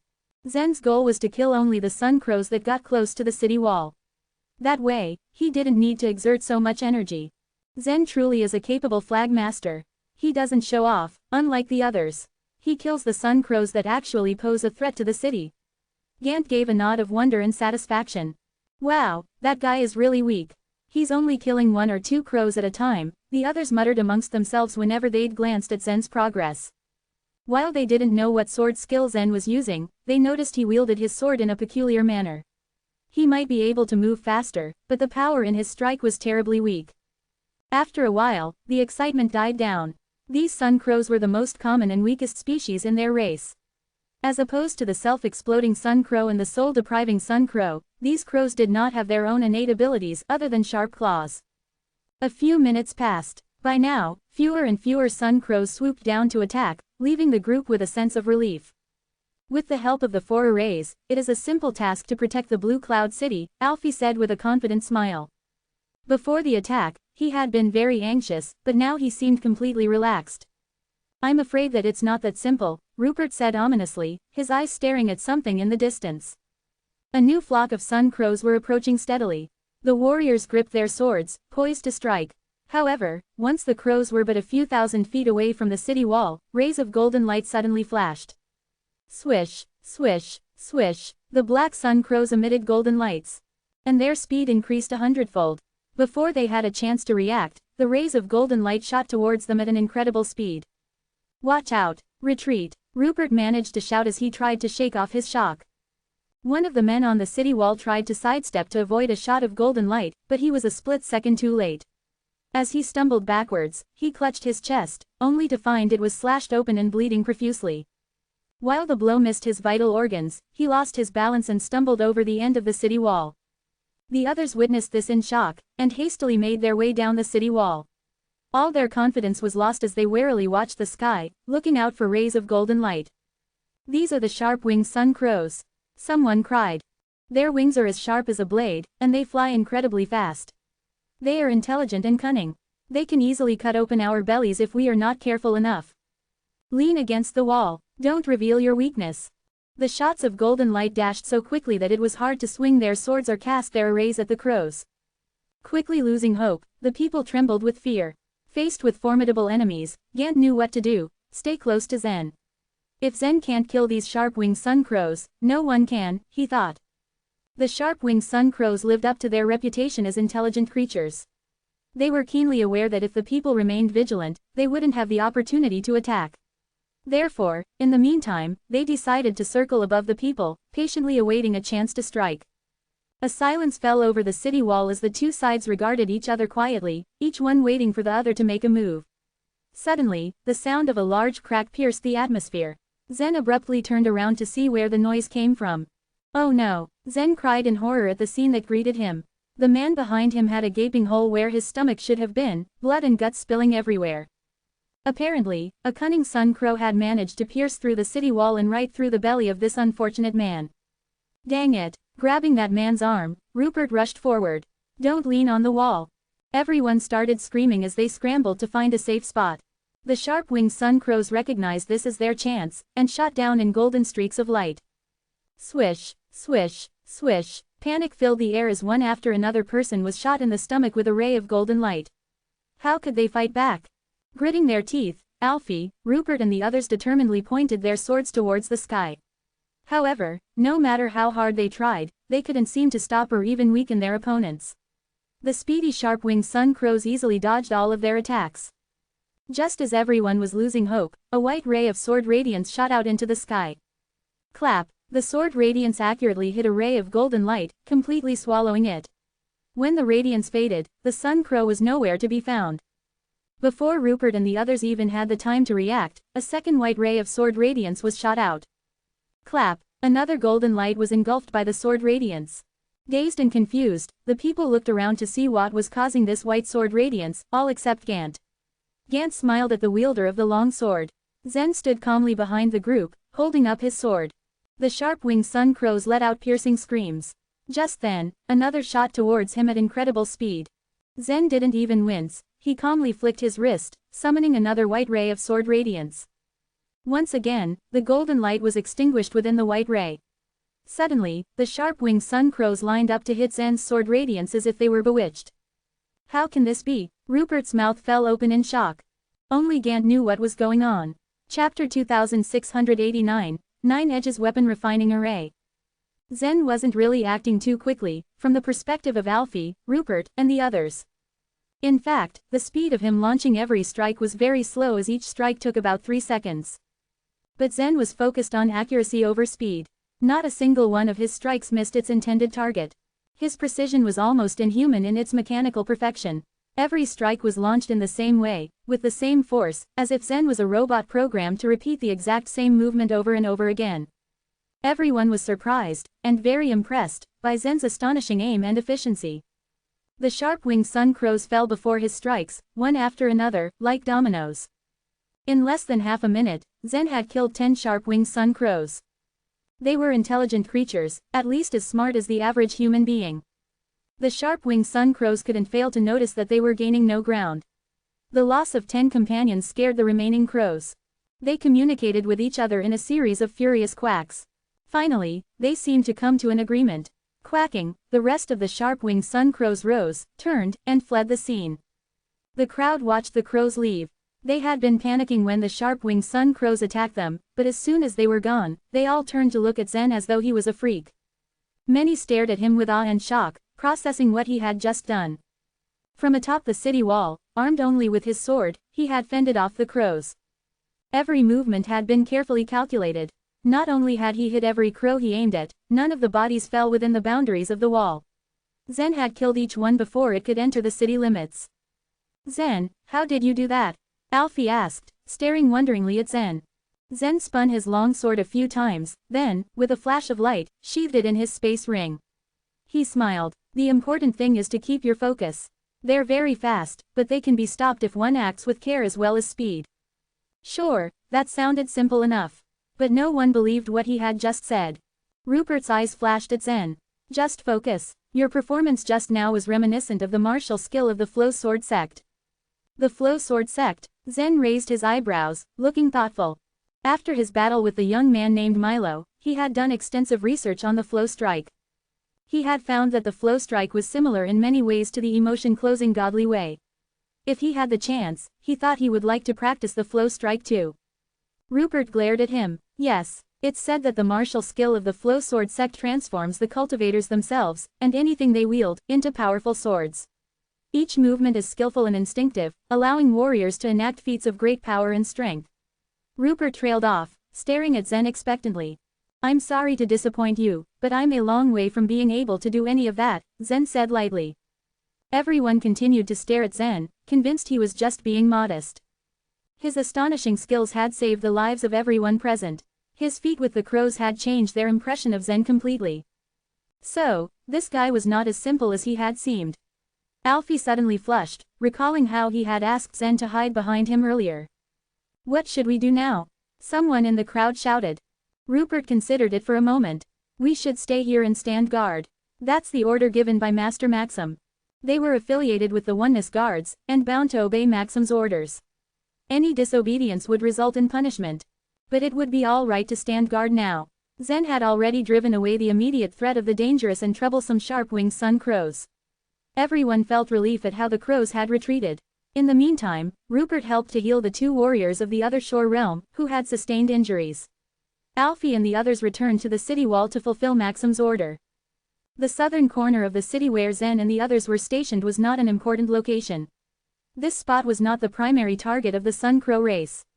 Instead, they would aim to reach the 4 arrays of innumerable swords in the city. In the distance, they could still hear the sound of swords ringing, as well as the squeaks and cries of the crows. The fight in the Blue Cloud City lasted until the faint glow of sun appeared on the horizon. When all the attackers from the Sun Crow race were finally driven away, Maxim arrived. He looked terrible. His face was pale, his body was riddled with small wounds, and his suit of armor was badly torn and scratched. It was clear from his expression that he had expected to find something else upon arriving at this south station. He glanced at the people manning the city wall. All 10 of them were alive, and only 2 had been injured. This attack launched by the Sun Crow race was the fiercest one recently. In other areas of the wall, many Oneness Guards had lost their lives in the battle. Indeed, the other Shore Realm warriors tasked with defending the city wall had suffered great losses today. Some stations had lost virtually all their guards. Maxim had been worried for Zen and Gant, whom he viewed as inexperienced and reckless. He had thought they wouldn't stand a chance against the sharp-winged sun crows. To his surprise, both Zen and Gant were completely unharmed. Maxim was nonplussed. "All of you, is everyone all right?" he asked. Rupert stepped forward to give a full report. "Master Maxim, this morning, the Sun Crow race launched an aggressive attack against us. We did our best to defeat them. And it seems you have succeeded." "Well done," said Maxim, nodding at Rupert. Maxim believed that there must be one or two warriors in the group that had demonstrated their real strength to back off the enemy. He guessed that Rupert and Alfie would be the ones who had shown themselves as more capable than the others. He had recognized their strength and talents the moment he met them, and knew that the other short tokens they had merged were perhaps also extraordinary. Maxim took a deep breath and spoke to everyone assembled. "I know you have traveled thousands of miles to come here. Most of you aim to accumulate merit points and join the ranks of the Oneness Guards. If you can make great contributions here, with my recommendation, you will all have a good chance to become Oneness Guards very soon. Come on, everyone." The warriors stirred at his announcement, feeling a sense of excitement. Merit points were everyone's goal. In order to be promoted and take the test to become a Oneness Guard, a person would need a high number of merit points. But in the end, the points were only a means to an end. The final goal was to become part of the ranks of the Oneness Guards. To receive Master Maxim's recommendation meant that there was a chance to directly join the Oneness Guards in the Mountain Viewing Province. That was a huge step forward, and it would save them a lot of time and effort. Upon their return to their own clans or sects, such a feat would be considered highly commendable, and their status would rise accordingly. The Sun Crow race have ceased their attack for now. We are no longer on high alert, so you may leave this station to get some rest. Each of you can get 10 divine crystals by the tokens I gave to you," said Maxim. He nodded at everyone, then walked away. It would be nearly impossible for the Sun Crow race to return and attack them again after they had just been defeated in a major battle. Despite this, Rupert and the others decided not to leave the wall, and they sat in meditation to cultivate. Gant, meanwhile, had been hardened by the news that they could leave the wall temporarily. He went to Zen. "Flag Master, I want to go and see Aira." He knew there was a chance that Aira was already dead, but he had vowed not to give up until he saw her for himself. Zen patted him on the shoulder. "Okay, we'll go together." They left the wall, and traveled through the southern districts of the city. Every area they saw was a mess, littered with rubble and corpses. Dead crows could be seen everywhere on the ground. Their feathers littered the roofs and streets. Some of the sharp-winged sun crows were actually a vivid red in color, as large as an average man, and these strong and intelligent three-legged crows were perhaps the main fighting force of the sun crow race. Fortunately, these red crows did not attack the south of the city this morning. Despite this, the crows had still managed to do a lot of damage. The cries of women and children could be heard among the ruins. In their determination to reach the 4 large arrays, the Sun Crow race had wreaked great havoc in Blue Cloud City. Not only guards but civilians had died in the battle. As they passed through, seeing people grieving and suffering, Zen frowned. Wars between different races were somehow more brutal than wars among different groups of human beings. In this kind of war, there was no mercy, no communication or empathy. There were only battles that led to death and devastation. As Zen and Gant had made their way to the center of the city, something strange happened. Several beams of green light suddenly appeared ahead of them, emitting a strong aura of energy. Gant's face was bathed in the green glow of the light. "It's the 9 Edges weapon refining array of our Sioux clan," he said definitively. Chapter 2690, Raphael Sioux. Ahead of Zen and Gant was the silhouette of a tall, imposing wall. It was over 100 feet high. As they moved closer, they saw that the wall was being patrolled by grave-looking Oneness guards in military attire. Zen and Gant continued walking, but they soon found their way blocked by a Oneness guard. "This is a restricted area. You are not allowed to get any closer," he said stiffly. Gant had no choice but to leave with Zen. The two of them walked alongside the high wall, trying to find another entrance. However, they were forced to conclude that the area was entirely enclosed by the wall. Since they kept their distance, the Oneness guards didn't pay any attention to them. Gant came up with the idea of using his spiritual sense for exploration. He stood motionless outside the wall and allowed his spiritual sense to expand towards the wall. But as his spiritual sense probed the top of the wall, about to go inside, a yellow light curtain rose from the surface of the wall. It blocked his spiritual sense completely. A Oneness guard noticed what he was doing and came over to reprimand him. "Fine, we'll go somewhere else," Gant said with some frustration. Many of the buildings near the center of the Blue Cloud City had sustained some degree of damage. Soldiers had commandeered some of the structures for their temporary use. Meanwhile, enterprising locals set up makeshift booths and sold daily necessities and other items. Zen and Gant wandered around the impromptu marketplace, taking an interest in some of the things displayed. There were long swords, fragmented runes, and unknown ores for sale. Gant could identify most of the items, but they were of inferior quality, so he and Zen had no interest in buying anything. As they turned a corner, they heard a man shouting, "Swords from the Sioux clan! Swords from the Sioux clan are on sale. Come take a look." In the next street, there was a middle-aged man with a unibrow perched behind a booth containing 3 swords. The swords caught Zen's and Gant's attention immediately. The surface of the blades emitted a faint green light, and each sword was embedded with a magnificent gem. At a glance, they seemed to be extraordinary, peerless weapons. Then Gant noticed the middle-aged man, and his eyes narrowed. Zen noticed his expression. "Do you know that man?" he asked. Yes, I know him. He is, well, he is." Gant hemmed and hawed for a moment, and Zen waited patiently. Finally Gant admitted, "He is one of my uncles." Zen smiled. "That's good, right? Since he is your uncle, then we can ask him for some news. And as an elder of your clan, he must have knowledge." To Zen's confusion, Gant looked even more awkward and unhappy at his words. Gant clenched his teeth. In a low voice he said, "My uncle is not a reliable man. Look at the swords he's selling." Not all the members of the Sioux clan had attained success. This uncle of Gant's, for instance, had been born with good talent, but instead of developing his skill, he devoted his time to tricks and troublemaking. His name was Raphael Sioux. The elders of the Sioux clan had often expressed their worry at the direction he had chosen to take in his life. Now, having reached adulthood, Raphael remained a lazy, good-for-nothing bum. He refused to work until he ran out of divine crystals, whereupon he would resort to scams and deception to get some more. The Sioux clan was widely renowned for its superior ability to forge and refine weapons, so Raphael often capitalized on those skills to fool others into buying weapons from him. Zen and Gant studied the swords in front of Raphael. They now found them all ordinary. They wouldn't even rank as primary profound blood treasures. During refinement, Raphael had added some unknown runes and gadgets to the swords to improve their grade.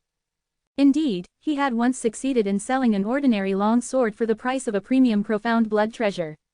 He had made over 10 million divine crystals in that sale, by swindling a credulous young man from a large clan in the Bloom Divine province. But although Raphael had managed to deceive the young man, he couldn't deceive everyone else. The first time the young man showed off his sword, others immediately informed him that it was fake and ordinary, not worth the stupendous price he had paid for it.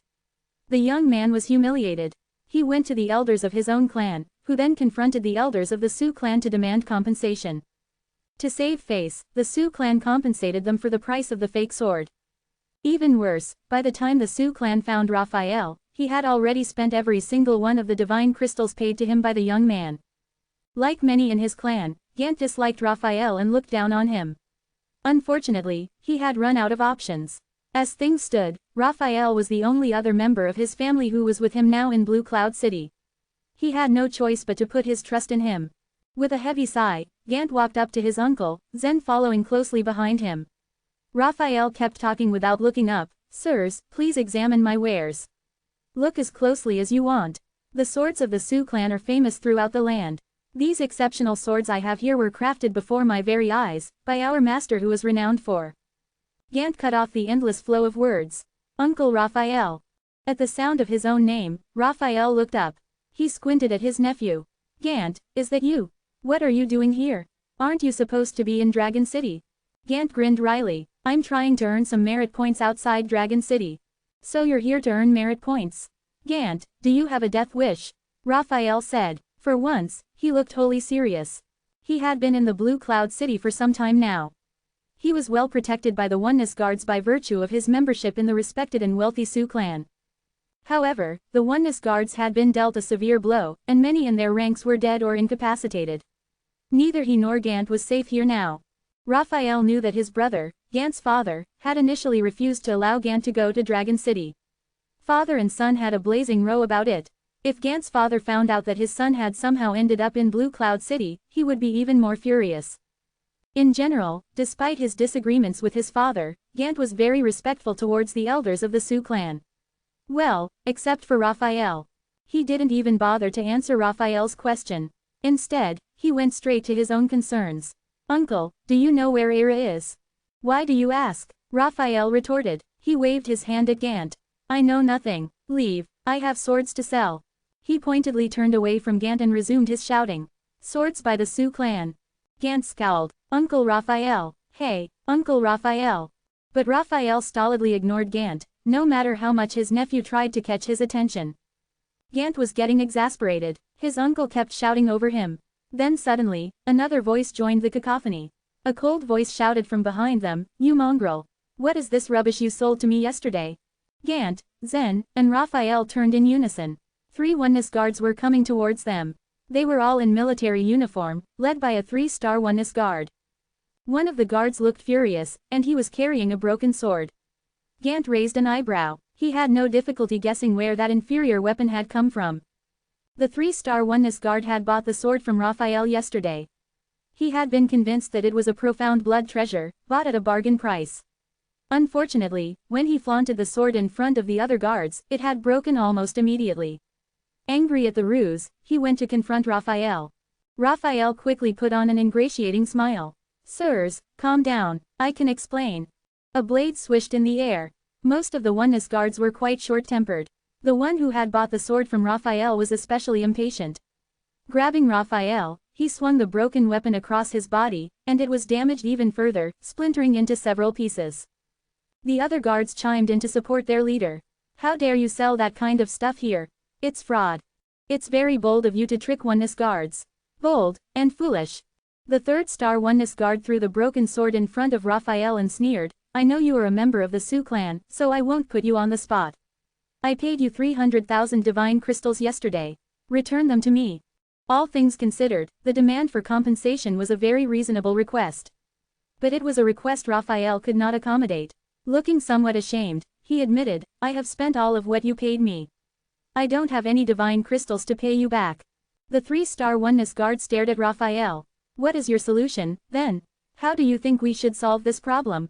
Do you want me to go straight to your elders? Or can you find a way to return my divine crystals? Raphael smiled bitterly. During his years in this city, he had become notorious among many of its inhabitants. He would not be able to borrow or obtain 300,000 divine crystals anytime soon. Going to the Sioux clan was not an option. They had bailed him out too many times before. They would not hesitate to punish him, and in fact might outright refuse to help him, if they discovered this latest misdeed. Under the hard stares of the Oneness guards, Raphael fidgeted anxiously. He regretted ending up in this dilemma. He should have gone into hiding as soon as he sold that sword yesterday. He hadn't expected them to discover it was a fake so quickly. Watching from the sidelines, Zen and Gant exchanged meaningful glances. They each knew what the other was thinking. Zen nodded at Gant to indicate he agreed. Gant stepped forward. To the guards he said, This man is my uncle. Then he turned to Raphael. Uncle, I can give you 300,000 divine crystals right now. Chapter 2691, The Shadestone Sign. Raphael was trying to figure out a way out of his dilemma, but there was simply no way he could get his hands on so many divine crystals so quickly. When Gant spoke up, Raphael was greatly surprised. He gave his nephew a strange glance. First, why would you help me? And also, how did you get your hands on that amount of divine crystals? He asked. As far as Raphael knew, Gant's father had refused to provide his son with financial support after they fought over Gant's plans to go to the Dragon City. Gant looked coldly at his uncle. Where I got the divine crystals is none of your business. As for why I'll help you, I have just one request. Tell me about Era, he said bluntly. And if you don't, I'll leave you to the dubious mercies of these Oneness guards. The Oneness guards, listening to Gant and Raphael, felt even more disdain for the fraudulent sword seller. They wondered how such a man could be part of the Sioux clan. At any rate, the Sioux clan or not, they would make him suffer if he declined his nephew's offer and failed to give them their divine crystals. Raphael was hesitant, but he knew he had no other choice. With some reluctance he agreed to Gant's terms. He studied Gant with trepidation, wondering if he really had hundreds of thousands of divine crystals on hand. Gant turned to Zen. Flag Master, please. Zen extended his hand, turning up his palm. Light flashed from his space ring. In a moment, a pile of divine crystals appeared in his hand. The Oneness guards collected them, gave Raphael a last mocking sneer, then turned and left them alone. As soon as the Oneness guards were gone, color returned to Raphael's deathly pale face. What a close call. He shuddered to think what would have happened if Gant hadn't bailed him out. Gant had no time for further distractions. He asked, "Well, where is Aira? Is she all right?" Raphael sighed and seemed to be deep in thought. "The truth is that she is very weak. She hasn't been able to recover any strength and has been in a coma because too much of her blood has been drained." "How could they do that?" Gant murmured. A vision of Aira's pale, bloodless face came to him, and his own face darkened. His heart ached. "I'm afraid they won't stop until they've squeezed everything they can out of Aira," said Raphael gloomily. The weapon refiners of the Sioux clan, famous for their skills, were also notorious for being rather cold-blooded in exercising those skills. The refinement of legendary weapons often required a higher price than just effort and diligence. Raphael was one of the exceptions. He did not approve of the lengths to which the Sioux clan members would go in order to refine weapons. "Can't they take just a few days off?" asked Gant helplessly. If they kept draining Aira's blood to refine weapons, her body would wither and she would die. She needed time to rest and recover. Blood-producing magic pills would help the recovery process too. "There's no time to waste. The Sun Crow race keeps attacking us. Everyone is desperate for weapons. Not to mention, the Shade Stone can't be moved at all. The Sioux clan believes they have no choice but to sacrifice Aira," Raphael said, shaking his head. Gant clenched his jaw. Of course the Sioux clan would never consider choosing Aira's life over their own reputation and traditions.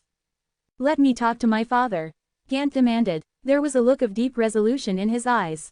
"Talk to your father? Are you crazy? If he found out you were here, he would find a way to prevent you from ever leaving again," Raphael said. He put a hand on Gant's shoulder. "Thank you for your help. And now, I advise you to return to the Dragon City as soon as possible. This is a dangerous place, and your father will not receive you with open arms." Gant ignored the advice. "Take me to my father. Otherwise, I will retrieve my 300,000 divine crystals from those guards," he threatened.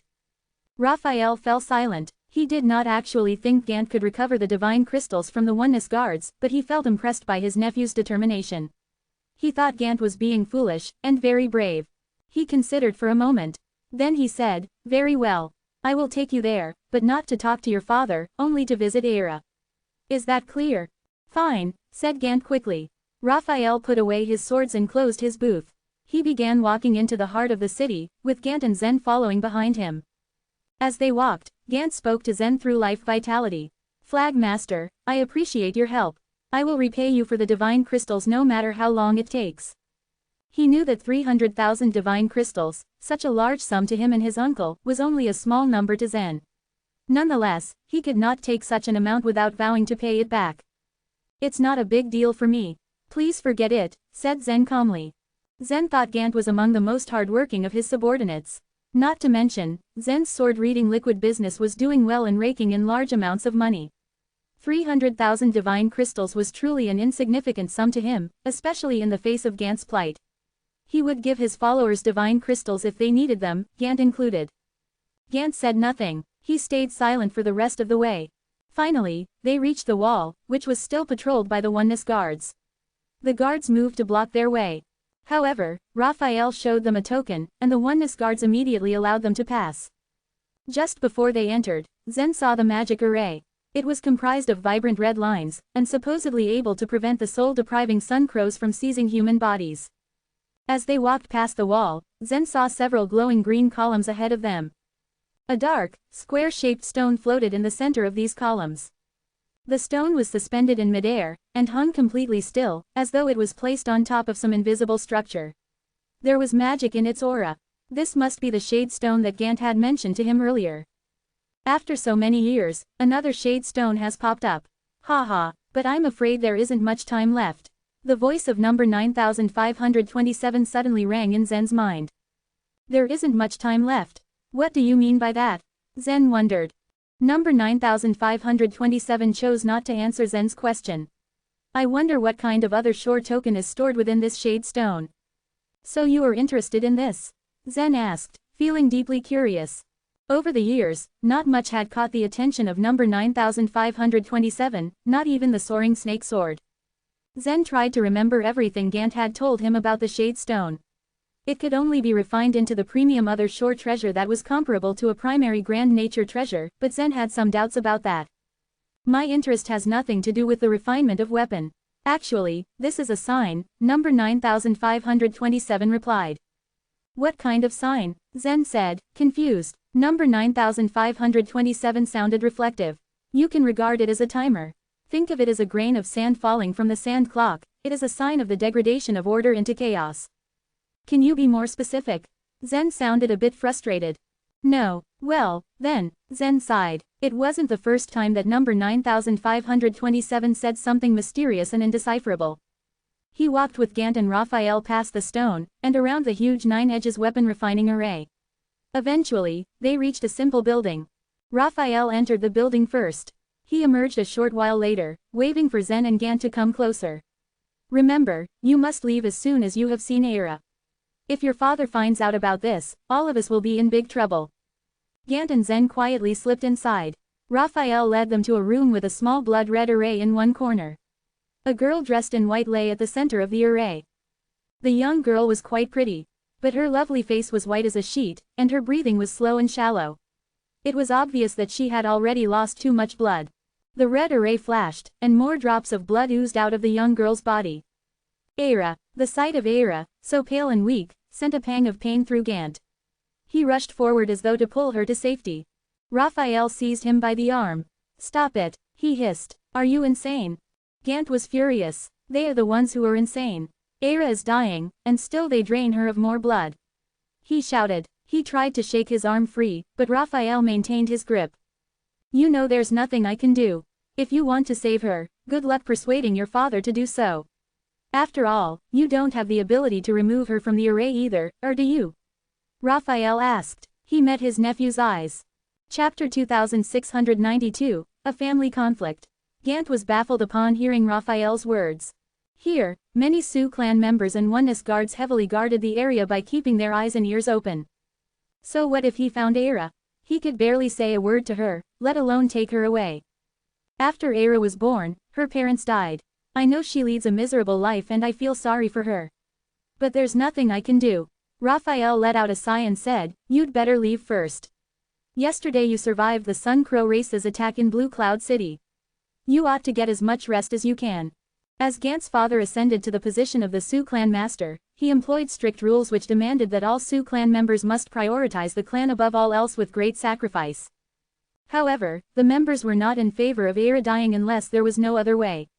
After all, she was born with the purest blood of the Sioux clan. But there was nothing left to do.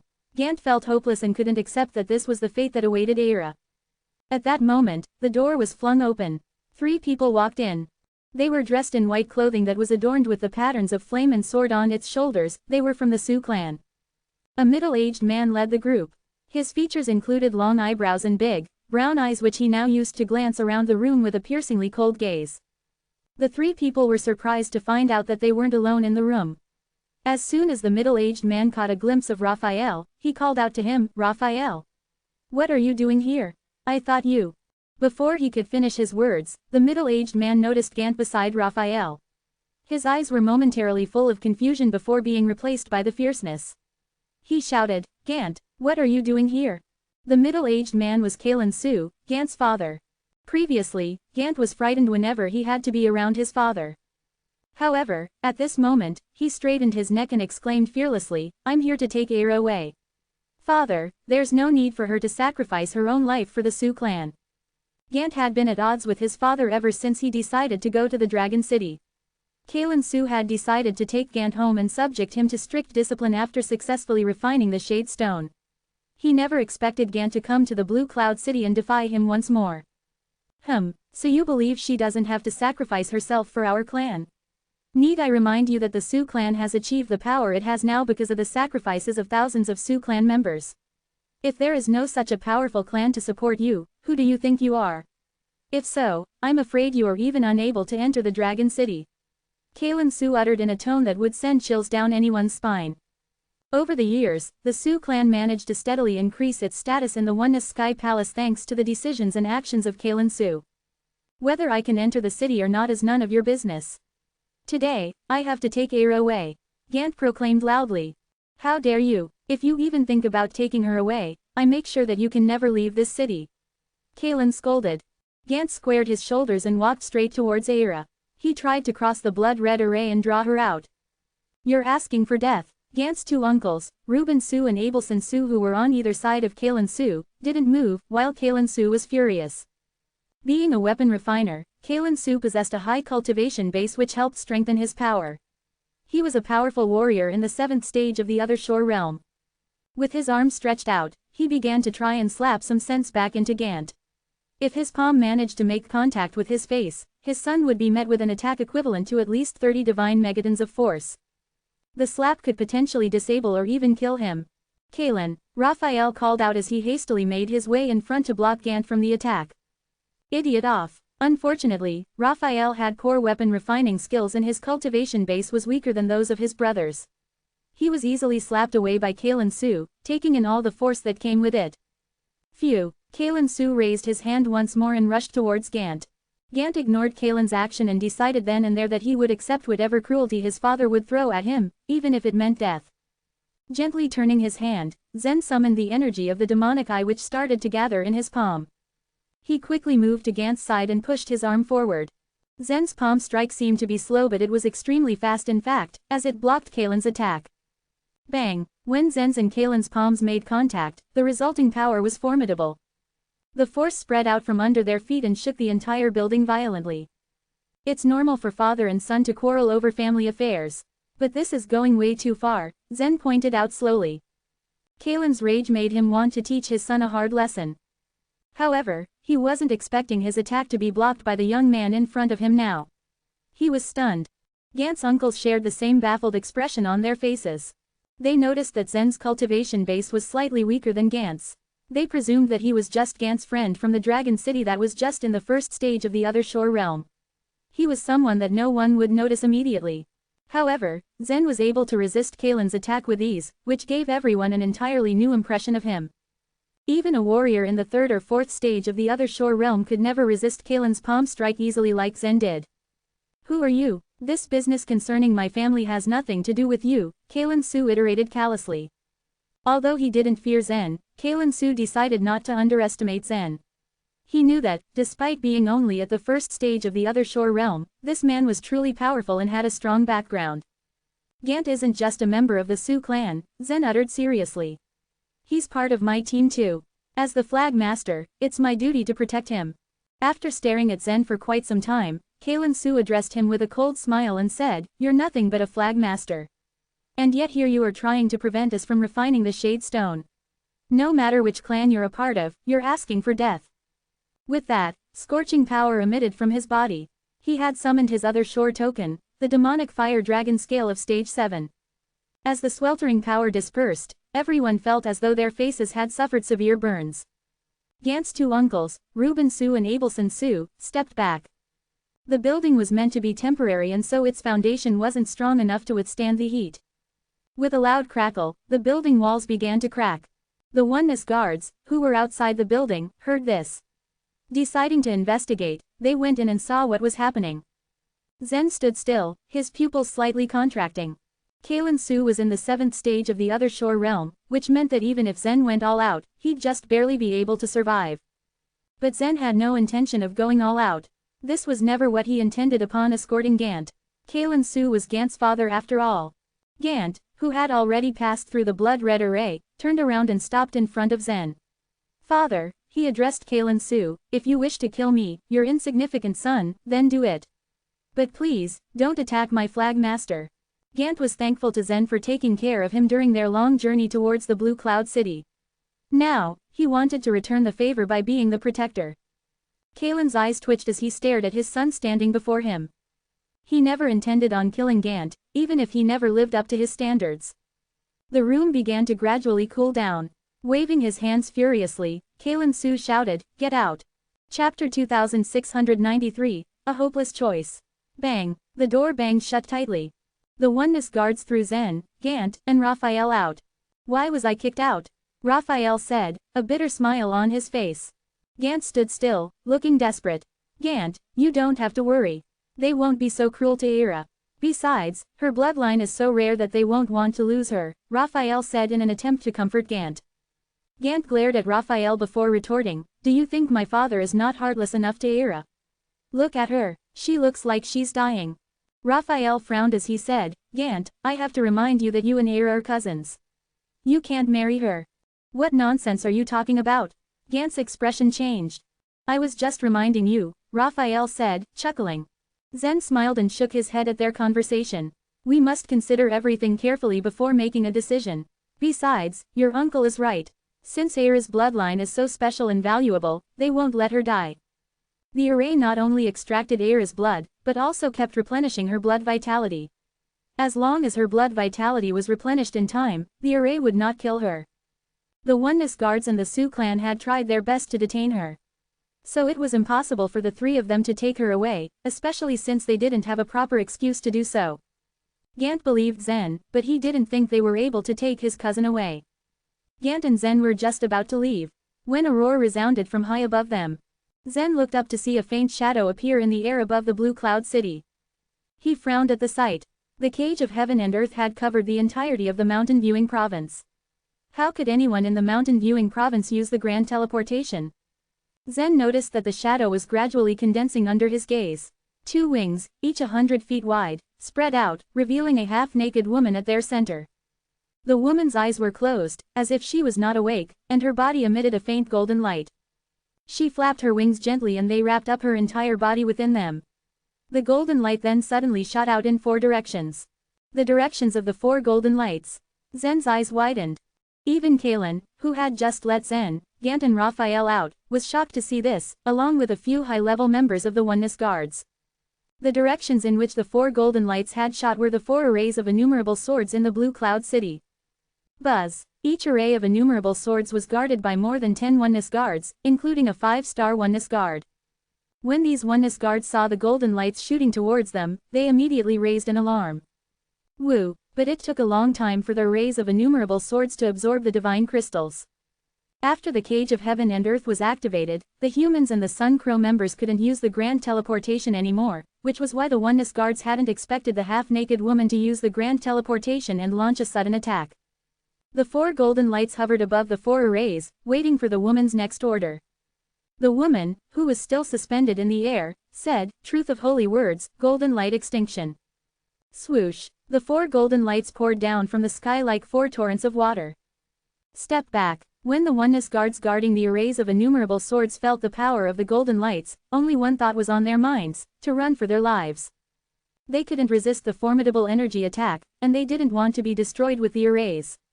So all they could do was run. Boom, boom, boom, boom. 4 loud bangs set the whole Blue Cloud City shaking. As the 4 golden lights poured down, the 4 arrays of innumerable swords were destroyed. The woman looked down upon the Blue Cloud City. Her lips turned up into a faint smile, turning up her charm multifold. Her wings flapped before she turned into a faint shadow and vanished into thin air. In the face of the sudden attack, the Blue Cloud City was in a mess. Space is confined by the Cage of Heaven and Earth, so no one can use the grand teleportation, right? How did that woman do it? Zen asked. Gant and Raphael didn't have any answer to this. There was one thought on all of their minds. Now that the 4 arrays of innumerable swords had been destroyed, the Sun Crow race would not let go of this opportunity. They could only imagine what was going to happen to the Blue Cloud City in the future. The Cage of Heaven and Earth is a good method, but there is still a way to break it with the truth of void destruction and some special other shore token. The woman who had just appeared was just an illusory projection.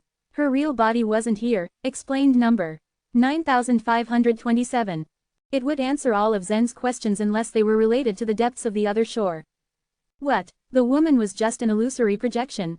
But she possessed such strength. Zen said, his eyebrows rising in shock. The force contained in the golden lights could probably have reached 10,000 divine megatons. Even an illusory projection could release this level of strength. Zen couldn't help but wonder how powerful the woman's real body must be. Zen was deep in thought when a loud voice sounded from inside the Blue Cloud City, spreading throughout the entirety of the city. All Oneness Guards and followers, please retreat to the center of the Blue Cloud City. The warriors in the Blue Cloud City had relied on the 4 great arrays to keep the Sun Crow race outside. But now that the 4 arrays had been destroyed, the Sun Crow race would definitely take the opportunity to invade them.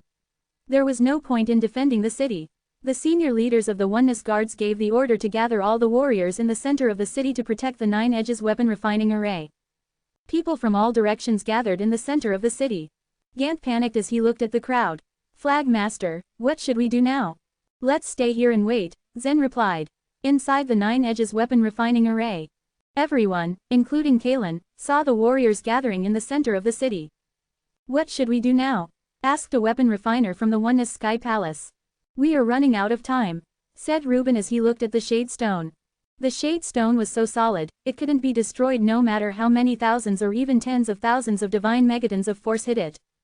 But the blood of the Sioux clan members could get into it. Only by using the blood as a guide and cooperating with the Nine Edges weapon refining array could they mold the Shade Stone into whatever shape they wanted. They also needed time to mold the stone into a different shape, and right now, that was what they didn't have. There is only one way, said Kalen, his eyebrows furrowed. What's that? Abelson asked. The Shade Stone has now absorbed enough blood. Let's try our best to activate the Nine Edges weapon refining array to melt the stone and take it away from here, Kalen said. At this, Reuben frowned and said, but in this case, the quality of the Shade Stone will decrease. It's better than the Sun Crow race taking the stone, retorted Kalen. This was their last resort, and they were not willing to do it unless there was no other option. Kalen had just made this decision when a dark cloud appeared 100 miles from the Blue Cloud City. It was filled with countless red light dots. Chapter 2694, Back Against the Wall. The enemies mobilized in the horizon as the sky darkened. It seemed as though a raging storm was preparing to rain terror upon the people below. The weapon refiners from the Sioux clan and the Oneness Sky Palace looked on gloomily. The attack from the Sun Crow race left them no time to take a break. Why, it is just a piece of Shade Stone. What do they want it for? A weapon refiner complained angrily. The Shade Stone was indeed a rare material for weapon refining in the Source world, since it only appeared once in a while. It was out of sheer luck that it chose to appear in the Blue Cloud City of Mountain Viewing Province this time. It was said that if any other shore treasure was refined with a Shade Stone, the resulting power would be comparable to that of a primary grand nature treasure. However, ultimately, it was still but another shore treasure. It was really hard to grasp why the Sun Crow race was going through extreme lengths to get it. We mustn't let them get what they want. If we hesitate, there will be nothing but trouble for us. Now is the time to melt the Shade Stone, Kalen cried valiantly, determination written all over his face. While everyone glanced at each other uncertainly, they knew that the Sun Crow race gathering in the distance posed an overwhelming threat. Begrudgingly, they agreed to follow Kalen's orders. Well, at this point, it's our only choice. I agree. Let's do what Master Kalen says. The weapon refiners of the Sioux clan and those from the Oneness Sky Palace gradually came to an agreement. Having reached a conclusion, everyone returned to their posts. Then, shutting his eyes in concentration, Kalen activated the Nine Edges weapon refining array. Suddenly, the array started emitting a dazzling light. In order to melt the Shade Stone, they needed the blood power of Aira. The Shade Stone needed to be soaked in this blood power. The Shade Stone, which was originally square in shape, gradually transformed. The surface of the Shade Stone started to bubble, buckling under the influence of the blood power. Finally, it began to melt. The melting started from the edges of the cube. As the sharp corners began to ebb away, the Shade Stone had completely transformed into a perfect globe. Standing in the center of the Nine Edges weapon refining array, Kalen finally opened his eyes to take a glance. The blood power of Aira, he said anxiously, is not enough yet. Upon hearing this, the people of the Sioux clan all frowned slightly. At this point, Aira was on the verge of death. If they kept taking her blood power, she would be completely drained. Collect more blood power from her, Kalen demanded, without the slightest hesitation. No one dared to disobey the master's order. Immediately, one of the weapon refiners activated the array that drew blood power from her. Aira trembled slightly, her face as pale as a ghost. The only traces of color came from the droplets of blood seeping from her forehead. Anyone who saw her would definitely be able to tell that she was greatly weakened, with scarcely any blood power left to give. As soon as the droplets had completely formed, they shot towards the Shade Stone, like bits of metal to a giant magnet. Immediately, the Nine Edges weapon refining array was activated again. The spherical Shade Stone suddenly began to transform into all kinds of strange shapes, like a pool of black liquid suspended in the air. Phew, Kalen leapt to his feet excitedly, summoning a small bottle in his hand. Come to me, he tapped the bottle very gently. As a result, a strong gravitational force came from within the bottle. Just then, something unexpected happened. The black liquid flew to the opposite side, as though it could tell what was going on. Kalen's eyes widened in surprise. This was not his first time to refine a shade stone. Once upon a time, a shade stone appeared in the Bloom Divine Province. He joined forces with the Oneness Sky Palace to refine it. However, he had chosen to not melt it completely, and forged it into a sword.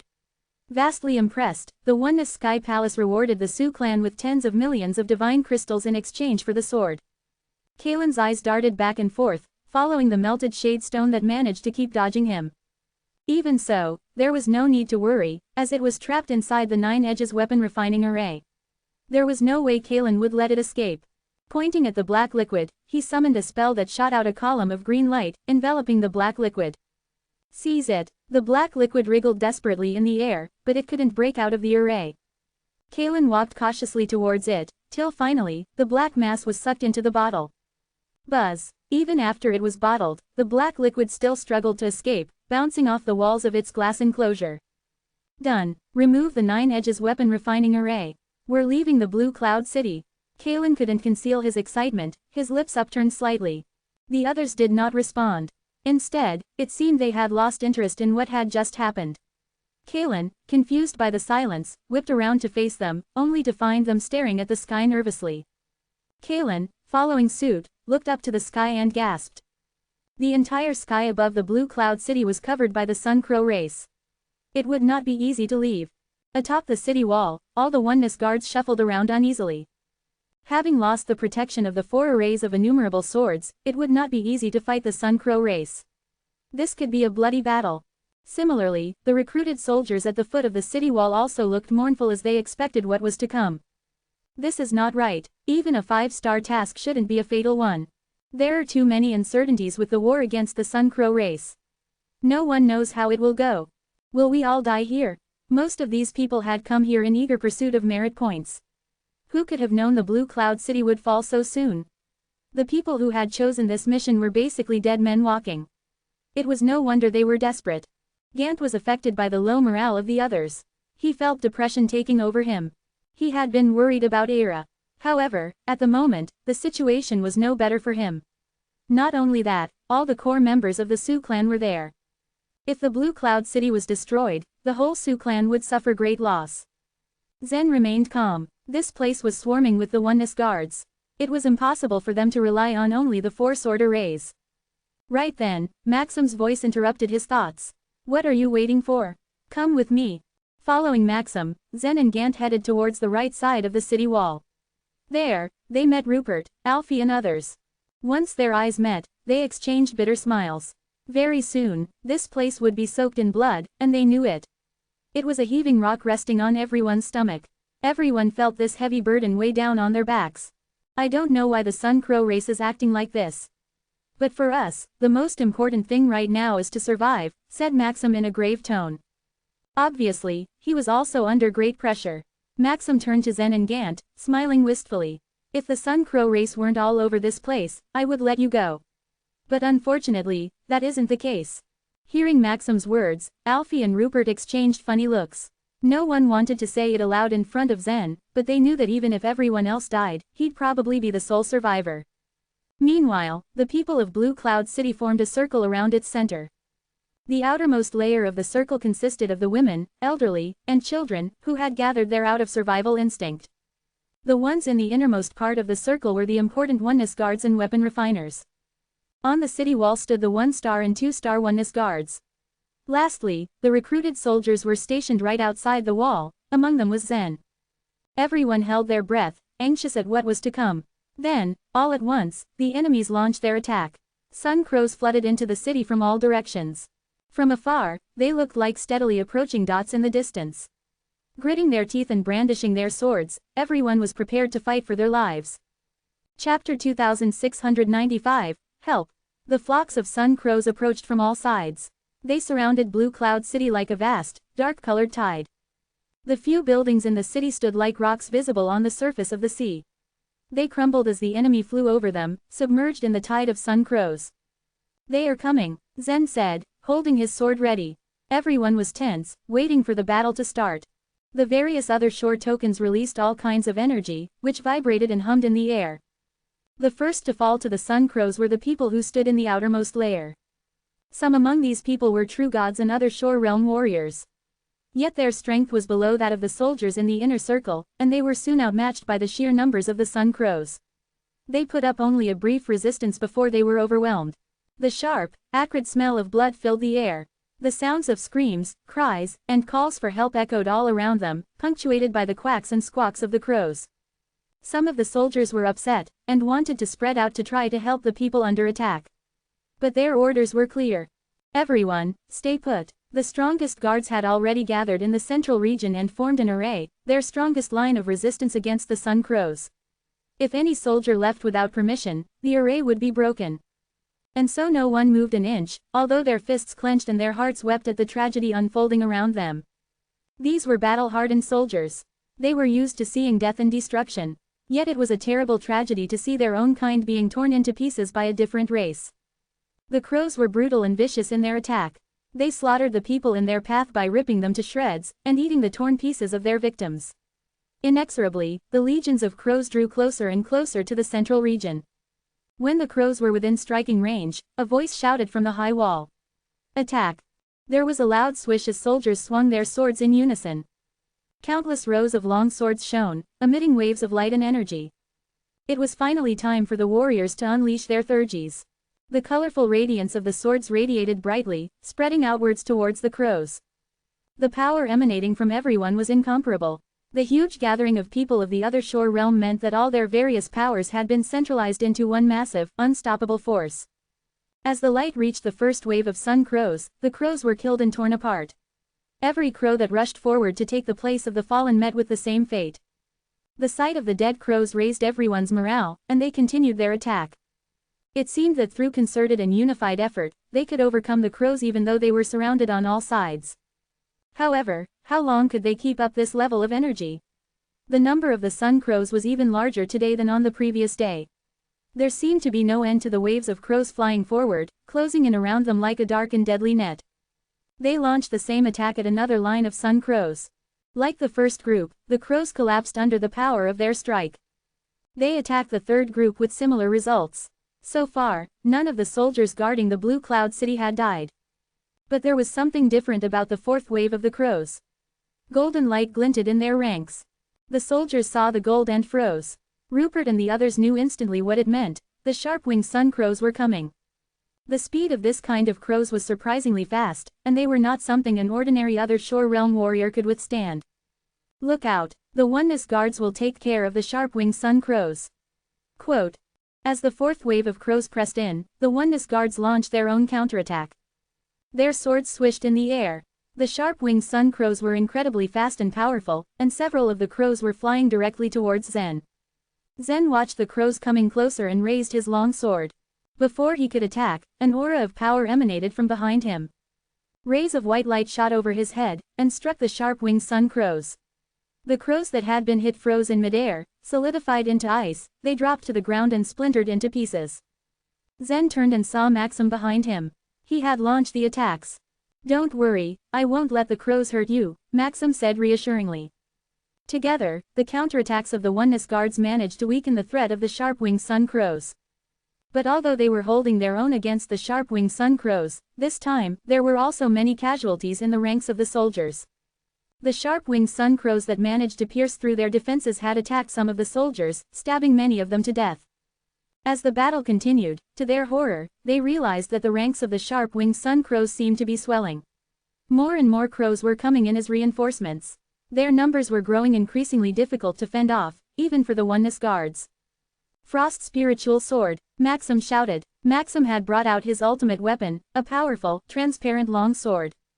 The sword radiated a brilliant white energy. As he swung the weapon, rays of white light hit the attacking crows with unerring accuracy. The crows were intelligent, and soon discerned that Maxim was the primary threat to their attacks. Squawking at each other, the sharp-winged sun crows seemed to come to an agreement. In a moment, many of them had circled around Maxim, and rushed to attack him. Maxim saw the impending strike and felt his blood run cold. He instantly recognized the danger he was in. There were too many of the sharp-winged sun crows targeting him. He turned in a circle, swinging his sword. Energy radiated from his weapon. It was a full-strength attack that resulted in the death of around 10 of the crows, but there was still an equal number of crows that had survived. They squawked and dove towards him. He had no time for a second attack. There were no other oneness guards nearby, and even if there were, they were too busy fending off other crows to come to his aid. A thought flashed through Maxim's mind in the last moment before the crows reached him. He thought, well, so this is it. His lips curved into a small, wry smile. Although he knew he might die one day after he became a oneness guard, he was lucky to have fought with them for so many years. But was his life coming to an end today? Even as Maxim accepted his fate, he felt the energy of another person's sword radiance rushing in his direction. He was completely astonished, confused, he even wondered for a moment if he was the target. Was the sword radiance going to kill him? In a second, the attacks had swept past him, some brushing so close that they almost slashed his clothes. He heard a series of hits and thuds, and looked around. The bursts of sword radiance had hit all of the sharp-winged sun crows surrounding him, and they fell dead to the ground. Bright golden feathers fluttered in the air around him. Maxim almost fell to his knees. He was still in shock. He turned and found Zen stood there, holding a long sword, wearing a faint smile on his face. Zen. In his incredulity, Maxim forgot that there was still a fierce battle going on around him. He asked, Zen, was that you? Did you kill the crows attacking me? You can't fight them off alone. Better if we work together, Zen said. That's not what I mean. Maxim trailed off, unsure of what to say. He simply couldn't believe that a young man in the first stage of the other shore realm had just managed to kill several sharp-winged sun crows with seeming ease. Even Maxim himself had a hard time dealing with the crows right now. Unbidden, he recalled the strange events of yesterday. During the last attack of the Sun Crow army, many people and guards had been killed. But of the people he had brought here from the Grand River Fortress, none had died. He had considered that there might be one or two powerful people among that group. Until now, the possibility that it might be Zen had never occurred to Maxim. Zen had the lowest cultivation base. He couldn't have developed such abilities in such a brief period of time. Maybe you can ask your questions later, Zen said, interrupting Maxim's thoughts. The two of them looked up at the endless flocks of crows still flooding into the sky over the city. Zen had been adjusting his style of attack to be more efficient against these unusual enemies. These sun crows were strong and fast, but they were also unarmored, and could be stopped by a well-aimed strike. So Zen compressed his powers and lowered the range of his attacks while increasing their strength and accuracy. He killed virtually every crow he targeted. Chapter 2696, Blood Sun Crows. Even as he was preoccupied with killing the sharp-winged sun crows, Maxim couldn't help but observe Zen's movements. The longer he watched Zen, the more astonished he became. Even though it looked like he was fighting casually, Zen's attacks spared no target. Even more shocking was the fact that while Zen was dealing with his own opponents, he managed to look after Rupert, Alfie and some others as well. If any of them missed a target and a sun crow managed to break through the defense line, Zen would calmly strike it down before it was able to hurt anyone. To test his theory, Maxim intentionally let some sun crows break through. Just as the crows would make it past the defense line, in the blink of an eye, a sword radiance from Zen's direction would instantly slash through them. I can't believe this. Maxim shook his head in awe. He felt a wave of shame come crashing down on him, as he never expected a man in the first stage of the other shore realm would render him, an esteemed oneness guard, inferior. He knew that the others would laugh their heads off if they knew how he felt, but that didn't stop the inferiority complex from clawing at his heart. Despite of this, Maxim also had an overwhelming feeling of hope knowing Zen was on their side. With Zen, the others could focus on using their most powerful thurgies without having to worry about their own safety. Reassured of their safety, Maxim proceeded to concentrate on channeling his power to defeat the Sun Crow race. With this chemistry, the area they were guarding was practically invincible. However, the situation of the other areas wasn't as good. The casualties began to pile up as more and more sharp-winged sun crows flocked towards the city. Although more oneness guards showed up to join the fight, the situation was not in the human race's favor. Blood sun crows are coming. Retreat, retreat. Let oneness guards deal with them. Thousands of scarlet-colored crows filled the skies. The blood sun crows were covered with flame-like feathers which were stronger than iron. There was no way ordinary warriors would be able to deal a force such as this. As the blood sun crows circled the sky preparing to attack, all the oneness guards mobilized. Now was the real battle between the two parties' elite warriors. 3 strong blood sun crows shot towards the oneness guards, their piercing screams filling the air. Illusory maple leaves. Rupert released his strongest move without hesitation when he saw the blood sun crows approaching. In a flash, layers of sword radiances in the shape of maple leaves folded together to form a flaming sword. With Rupert's eyes narrowing determinedly, he urged the sword forward to meet one of the Blood Sun Crows. The Blood Sun Crow flapped its thick wings, blocking the incoming attack. Bang! The Blood Sun Crow emerged from the smoke, unharmed. What? Rupert gasped, stunned at the result. While he was fully aware that the Blood Sun Crow was extraordinarily powerful, he didn't expect his strongest move would leave no effect on it. As he turned desperately to his teammates, he realized he wasn't the only one in trouble. Alfie and the others were caught in the same situation. Even with their coordinated attacks, they couldn't break the defense of the Blood Sun Crows. It was as though their solid wings were unbreakable. As their expressions fell, the 3 Blood Sun Crows flapped their wings towards them. Swish, swish, swish, swish, hundreds of red feathers shot towards them swiftly. The power contained in these flying feathers was no less than that of the sharp-winged Sun Crows. Thankfully, these feathers were not living creatures and couldn't change their directions freely as the sharp-winged Sun Crows.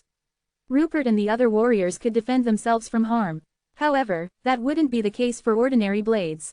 Even though Rupert, Alfie and the others were able to parry the feathers, their hands couldn't help but shake in fear. "Leave the Blood Sun Crows to me. You can deal with the other Sun Crows," Maxim ordered. Crushing dozens of divine crystals, he let his other shore token absorb their energy. Rupert glanced at him worriedly, as he noticed that Maxim's other shore token was already consumed. Nevertheless, he trusted Maxim, and retreated to fight the other Sun Crows. Without hesitation, Maxim charged towards one Blood Sun Crow, yelling at the top of his lungs. Maxim knew himself and his capabilities. He was confident he could deal with one Blood Sun Crow. Maybe 2 would be a challenge. However, he knew he wouldn't be able to handle 3 simultaneously. Every Oneness Guard knew to stand their ground. If death called, they would embrace it. Maxim was not alone. The other Oneness Guards might even have it worse, needing to deal with 4 or 5 at the same time.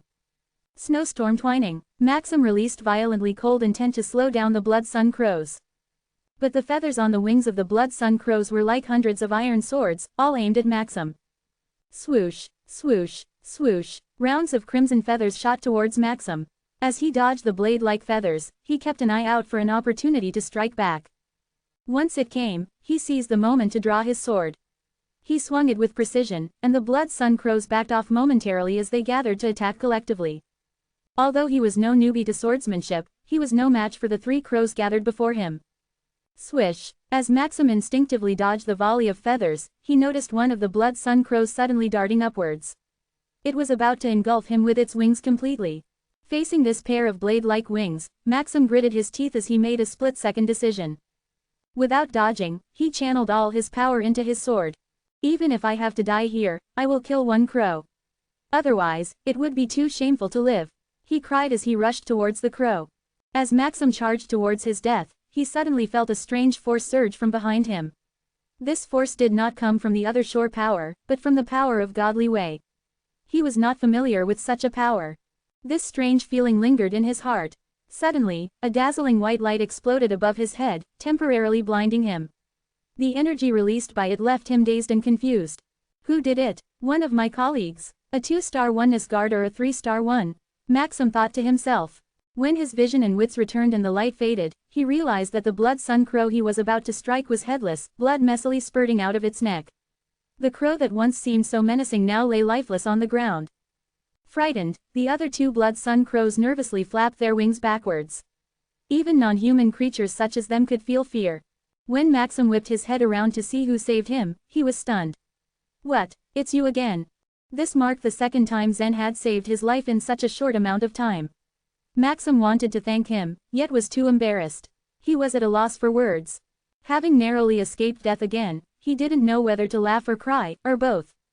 Briefly, he reflected on how he had ordered Zen to leave that time he visited the Grand River Fortress to pick up his followers. If Zen had obeyed him back then, Maxim would have been dead by now. "You were willing to die with that animal." "Tisk, tisk," Zen taunted playfully with a shake of his head. As he walked towards Maxim, layers upon layers of waves-blending energy flashed on the surface of the sword in his hand. Rupert, Alfie, and the others who witnessed Zen's strike just now all dropped their jaws, flabbergasted at what just happened. Chapter 2697, Abandon the City. The warriors hadn't been so surprised even when they had witnessed Zen kill the sharp-winged Sun Crows.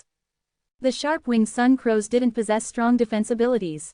Their strong suit was their fast movement and that they were difficult to track. Besides, Zen had the flow strike. Once he grasped a few methods, he had been able to kill the birds.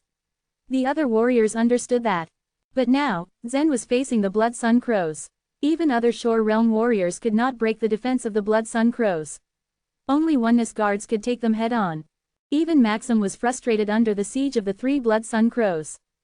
However, Zen had just cut off a Blood Sun Crow's head in one strike, which meant that he possessed as many divine megatons of force as a 1-star Oneness guard did.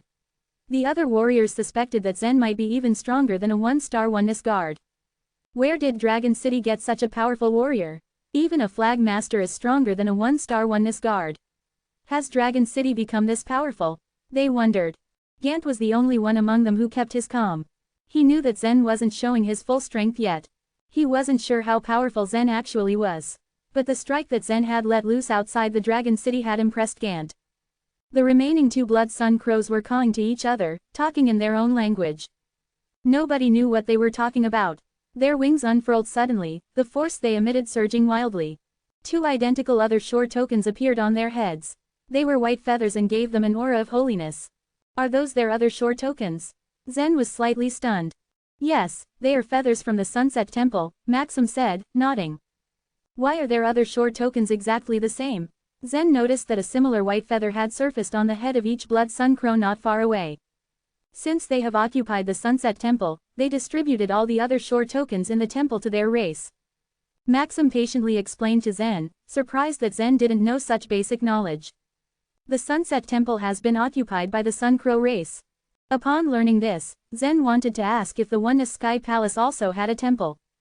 But the 2 Blood Sun Crows were in no mood to let him ask. Their strength had greatly increased by now, and they flew towards Zen and Maxim like 2 rays of red light. The 9 Edges weapon refining array had been removed. Besides, the array used to draw Aira's blood had also been removed. Abelson hoisted the dying Aira onto his back. Kalen led the group of warriors to a high place, from where they watched the surrounding battle. The Oneness guards and the generals and soldiers of the Blue Cloud City fought bravely, but their line of defense was still diminishing bit by bit. The corpses of the Sun Crow race had piled up into many small mountains. And now, the 2 races were preying on each other. This is not good. This place will eventually be occupied by the Sun Crow race. Does the Grand River Fortress have reinforcements for us or not? The weapon refiners inquired impatiently. Not far from them, 2 tall figures stood, looking upon them. They were twin brothers, Satchel Yan and Sebert Yan. They were 5-star Oneness guards, the mainstay of the Blue Cloud City. Since the battle had begun, they had stayed by Kalen's side and hadn't involved themselves in the fight. The Grand River Fortress responded to our request of help, but for some reason, the reinforcements haven't yet come, Satchel Yan said. His voice was rich and deep. Sebert Yan gritted his teeth and added, I'm afraid the Sun Crow race might have stopped them along the way. Kalen and the others had thought of this possibility, but none of them had wanted to voice this dreadful thought. If there were no reinforcements, the Blue Cloud City would undoubtedly be destroyed. All its people would die. Even without reinforcements, we can't sit still and wait for our deaths, said Kalen, looking to the south. The only safe place in the whole mountain viewing province was the Grand River Fortress, which was the stronghold of the Oneness Sky Palace. The Blue Cloud City was not too far from Grand River Fortress. You mean we should fight and try to leave? Satchel Yan asked. Kalen nodded. Yes, that's why I decided to melt the Shade Stone. We remained here only because you said we were waiting for reinforcements. Now that they might not come, it will get worse if we stay here any longer. Satchel Yan and Sebert Yan exchanged a glance. Their cultivation bases were far stronger than Kalen's, but Kalen was the head of the Sioux clan, after all. Moreover, the Grand River Fortress had issued an order for Kalen to be in charge of Blue Cloud City, and that all Oneness Guard were to serve these weapon refiners. So now, the twin brothers had to listen to Kalen. In that case, the 2 of us will do our best to escort you. Since the Shade Stone was in Kalen's hands, he was naturally Satchel Yan's and Sebert Yan's top priority. They had barely made a decision when Satchel Yan suddenly jumped up and shouted, Generals and soldiers, Oneness Guards, listen. The reinforcements are coming now. The people who were fighting were excited and filled with hope at his words. Satchel Yan knew there wouldn't be any reinforcements, but these soldiers needed something to keep their morale up, a belief to live, a reason to fight, and only if they had hope would they be able to display their strongest power. This was basic military prowess. But we've already completed the refinement of the Shade Stone. There's no need for us to guard the Blue Cloud City. Let's move south to join the reinforcements of the Grand River Fortress. Follow me. Satchel Yan released his aura as he spoke. The aura of a 5-star oneness guard was horrifyingly powerful. It was like a flash of light in the midst of all the chaos. His goal was not only to guide his subordinates to follow him, but also to draw the attention of the Sun Crow race to cover Sebert Yan's and Kalen's tracks. This was his sacrifice. Satchel Yan dashed out of the high wall and flew south. He recited loudly, "The spring sunshine is as bright as ever. We're here to worship the Eastern Emperor." The host touches the jade on his sword. The jade pieces clink like a singer. He had used 9 songs, a poem extolling the virtues of Eastern Emperor Tai. All the oneness guards knew this poem. The other guards and soldiers, on hearing his recitation, swelled with pride and began to recite the poem, their voice firm and loud. "The spring sunshine is as bright as ever. We're here to worship the Eastern Emperor." The host touches the jade on his sword. The jade pieces clink like a singer. The grass mattress has jade on its corners. The fragrance of the flowers makes everything sweeter. The people were like an arrow, moving south. It was risky to deploy the army when the two races were fighting so fiercely. One slip could lead to a heavy loss. Satchel Yan kept boosting the morale of the soldiers and at the same time, managed to artfully make the army retreat. Kalen was shocked at his performance, thinking that Satchel Yan had great talents as a leader. Maxim's army base faced the south. Once Zen and Maxim worked together to get rid of the 2 Blood Sun Crows, they heard an order sounding from within the high wall. Zen glanced at Gant, and then they looked up at the same time. Following Satchel Yan's lead, Sebert Yan and the weapon refiners also flew out of the city. Gant recognized his father and spotted Aira, who was now on Abelson's back. But he was not sure if she was alive or dead. Chapter 2698, Blockers. When Satchel burst out to lead the charge, the Sun Crow race responded with action of their own. The Sun Crows, which tried to surround them, now adjusted their strategy to flock even more to the south. An unstoppable amount of them, especially Blood Sun Crows, formed an impenetrable wall to the south to hold them in, making certain they would not escape. Satchel's eyes turned blood red as he saw this. He clapped his hands and yelled at the top of his lungs, "Sword!" A menacing dark thunder cloud appeared above his head. This was his other sure token. Crack, lightning flashed in brilliant white light and a thunderbolt exploded in sparks and flames in front of Satchel. When the light faded and the air had cleared, a thunderous sword stood before him in all its glory. Whoosh, whoosh, whoosh. The sword began to spin wildly, whipping the air around it. As the gigantic sword spun wilder and wilder, the thunder cloud began to rage, spewing out strikes of lightning into it. Just then some of the Blood Sun Crows and Sharp-Winged Sun Crows attempted to rush at Satchel and prevent him from activating his omnipotent skill. But they had no chance of getting near him. They were still several hundred feet away from Satchel when they were all burnt to ashes by violent bolts of lightning shot from the cloud above his head. So powerful, Zen muttered to himself, amazed by the scene. He saw that Satchel was a 5-star oneness guard. According to the division of these super forces, Timotheus should be at the same level as Satchel, and Emily should be above them both. But now, it seemed the forces shown by Timotheus and Emily were nowhere near the power Satchel was displaying. As a sect master, Emily should be stronger than Satchel. However, she had been trapped at the bottom of the chaos for much too long and lacked divine crystals. This made it truly difficult for her to unleash the full potential of her other sure token. Go! Satchel gently pushed the giant sword in his hand. Crack! The giant, viciously spinning sword, wrapped almost completely with thunderbolts, surged forward at blinding pace. As it flew, the thunderbolts held within shot out all over the place and kept striking Sun Crows here and there, burning them into ashes. Almost half of the Sun Crows which gathered in the south were killed, leaving a gaping hole where they had been. Let's go! Satchel roared. Kalen, Sebert and the weapon refiners followed closely behind, rapidly charging to the south. The oneness guards and generals and soldiers who guarded the Blue Cloud City then followed too. Let's go, Zen said to Gant. Gant nodded. The two of them then flew up, determined to reach the weapon refiners of the Sioux clan. Everyone joined in, the generals, the soldiers, even the oneness guards fought and retreated to the south calmly, ensuring their damage was at a minimum. Within 5 minutes, everyone had fled Blue Cloud City, followed by a dense population of Sun Crows. Blue Cloud City was left a completely deserted ghost town. Caw, caw, but the Sun Crow race could fly just that little bit faster than the human race and that was enough. They formed dark clouds and flew up high into the sky, catching up to those at the back of the pack fairly easily. But they had no interest in the lives of the Oneness Guards or generals or anyone else, they had come for the Shade Stone. Laser focused on their task, they sped past heading for the weapon refiners of the Sioux clan. Seeing the dark cloud formed by the Sun Crows engulfing the front line, Satchel stepped up again and took out his other shore token. The deadly thunder cloud appeared once more, rising high into the sky. Thunderbolts darted around the cloud in flashes, striking out and incinerating countless Sun Crows. He had stalled the entire Sun Crow race all on his own. Satchel's efforts, on both occasions, had undoubtedly raised the morale of the line. Many more began their assault as well, striking Sun Crows in the sky with their rays of sword radiance flying out. These birds can do nothing to the 5-star Oneness Guards. As long as we retreat in an orderly way, we can safely return to Grand River Fortress. There is indeed nothing to panic about. All of a sudden the burden weighing on everyone's minds had been lifted. If Uncle Abelson could bring Era back to Grand River Fortress, she would no longer be in danger, said Gant, suddenly optimistic about everything. Zen was not feeling quite the same. He gazed up at the Sun Crows, with uneasiness still clouding his heart. Something is wrong, he whispered. What is it? Gant asked curiously. There are fewer Sun Crows than before, Zen revealed. There were many more Sun Crows in the first attack and most of them were killed by arrays of innumerable swords.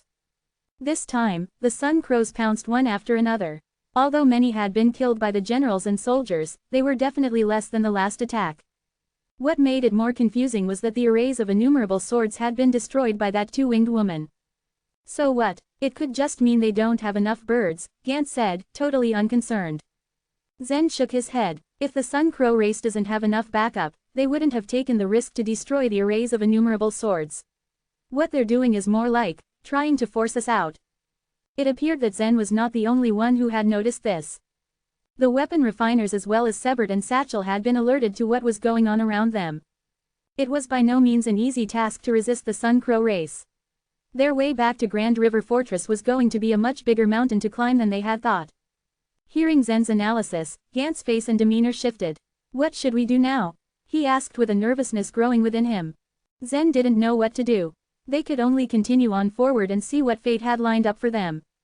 With Satchel clearing the Sun Crows above, everyone was able to advance much faster than before. Once the team had been stretched out, their speed only increased more. They could fly more freely and vigorously now. It was now the Sun Crows following up behind them, rather than the other way around as before. They had flown for about 2 hours when a mountain revealed itself in front of them. It was the junction between the Falling Fox Mountain and Blue Plain, known as the Falling Fox Ridge. A beam of pale golden light flashed up from the deep of the ridge as they approached. Seeing the peculiar nature of this, Satchel and Sebert frowned. Satchel yelled, "Stop!" He sensed something ominous ahead. The crowd was left confused by his command, as this was a great opportunity for them to escape in a flash. What was he thinking? Splash! The Sun Crows in the sky dispersed and formed a giant ring, surrounding the crowd. The golden light reflecting from the Falling Fox Ridge shone brighter and brighter. From the beaming golden light, several gray golden feathers fluttered with the wind. 3 pairs of wide golden wings rose slowly from the Falling Fox Ridge. Between the wings were 3 beautiful women. They looked very much like the two-winged woman who had destroyed the arrays of innumerable swords, but she wasn't here. Chapter 2699, Rushing Out of the Encirclement. The 3-winged women flew over slowly with unusually sweet smiles plastered on their faces. The woman that led them was naked, covered only by dazzling golden light. If not for a pair of wings that were each more than 100 feet wide, she would be an extraordinary beauty. "Your trip has ended," she said. Her voice was like silk, sweet and mesmerizing. Satchel stood midair. He managed to maintain a calm composure despite his surprise. "I didn't expect that powerful non-human creatures from the divine lair like you would come this time." Surprised, the woman smiled, not giving anything away. "Of course, under normal circumstances, you wouldn't give notice to a single shade stone, right? Master Elizabeth even used her illusory projection to destroy the arrays of innumerable swords from thousands of miles away." "May I ask why?" Satchel asked. The Oneness Sky Palace had the ability to fight against the Sun Crow race. The mountain viewing province, which was not very important to them, only saw the Grand River Fortress erected to guard the place and train the Oneness Guards simultaneously. Although the Shade Stone had immeasurable value, it wasn't enough to seriously interest the Sun Crow race. "The Shade Stone is one of a kind. We will stop at nothing to acquire it," the woman replied with a smile. "I don't want to kill all these people." Hand over the shade stone, and I'll let you leave. Everyone felt a surge of anxiety upon hearing her words. All they wanted was to survive and return to the Grand River Fortress. Moreover, even if the shade stone could be sent to the Grand River Fortress, it had nothing to do with the Oneness guards and soldiers at the bottom of society. At most, they would get some merit points. If they didn't hand over the shade stone, their lives would likely end here. Satchel, however, merely returned a smile and replied, "You know it's futile to request such a thing. When we accept a task, we either complete it or die trying." "Ah, so it's okay for these people to die with you?" the woman asked. Whispers spread among the soldiers and some Oneness guards. Even the most loyal soldiers would think for themselves if they were driven to a dead end and had their lives on the line. Satchel tried to maintain his composure as he felt a frown creep up on his face. This woman truly was cunning. She had turned the crowd's morale upside down just like that. For now, he couldn't think of a better response than to ignore her. He turned, and with a booming voice, gave out an order.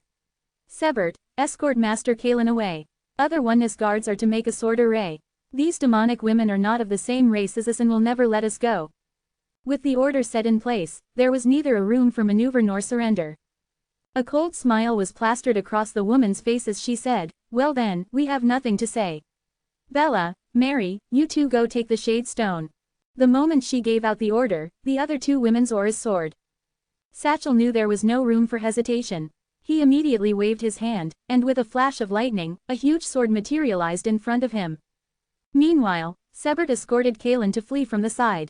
It was too late, however, as the women blocked their way before they could rush out of their encirclement. The scattering sun crows rushed towards the group once more. Countless red shadows flew up in the falling Fox Ridge as the number of the blood sun crows multiplied more than 10 times.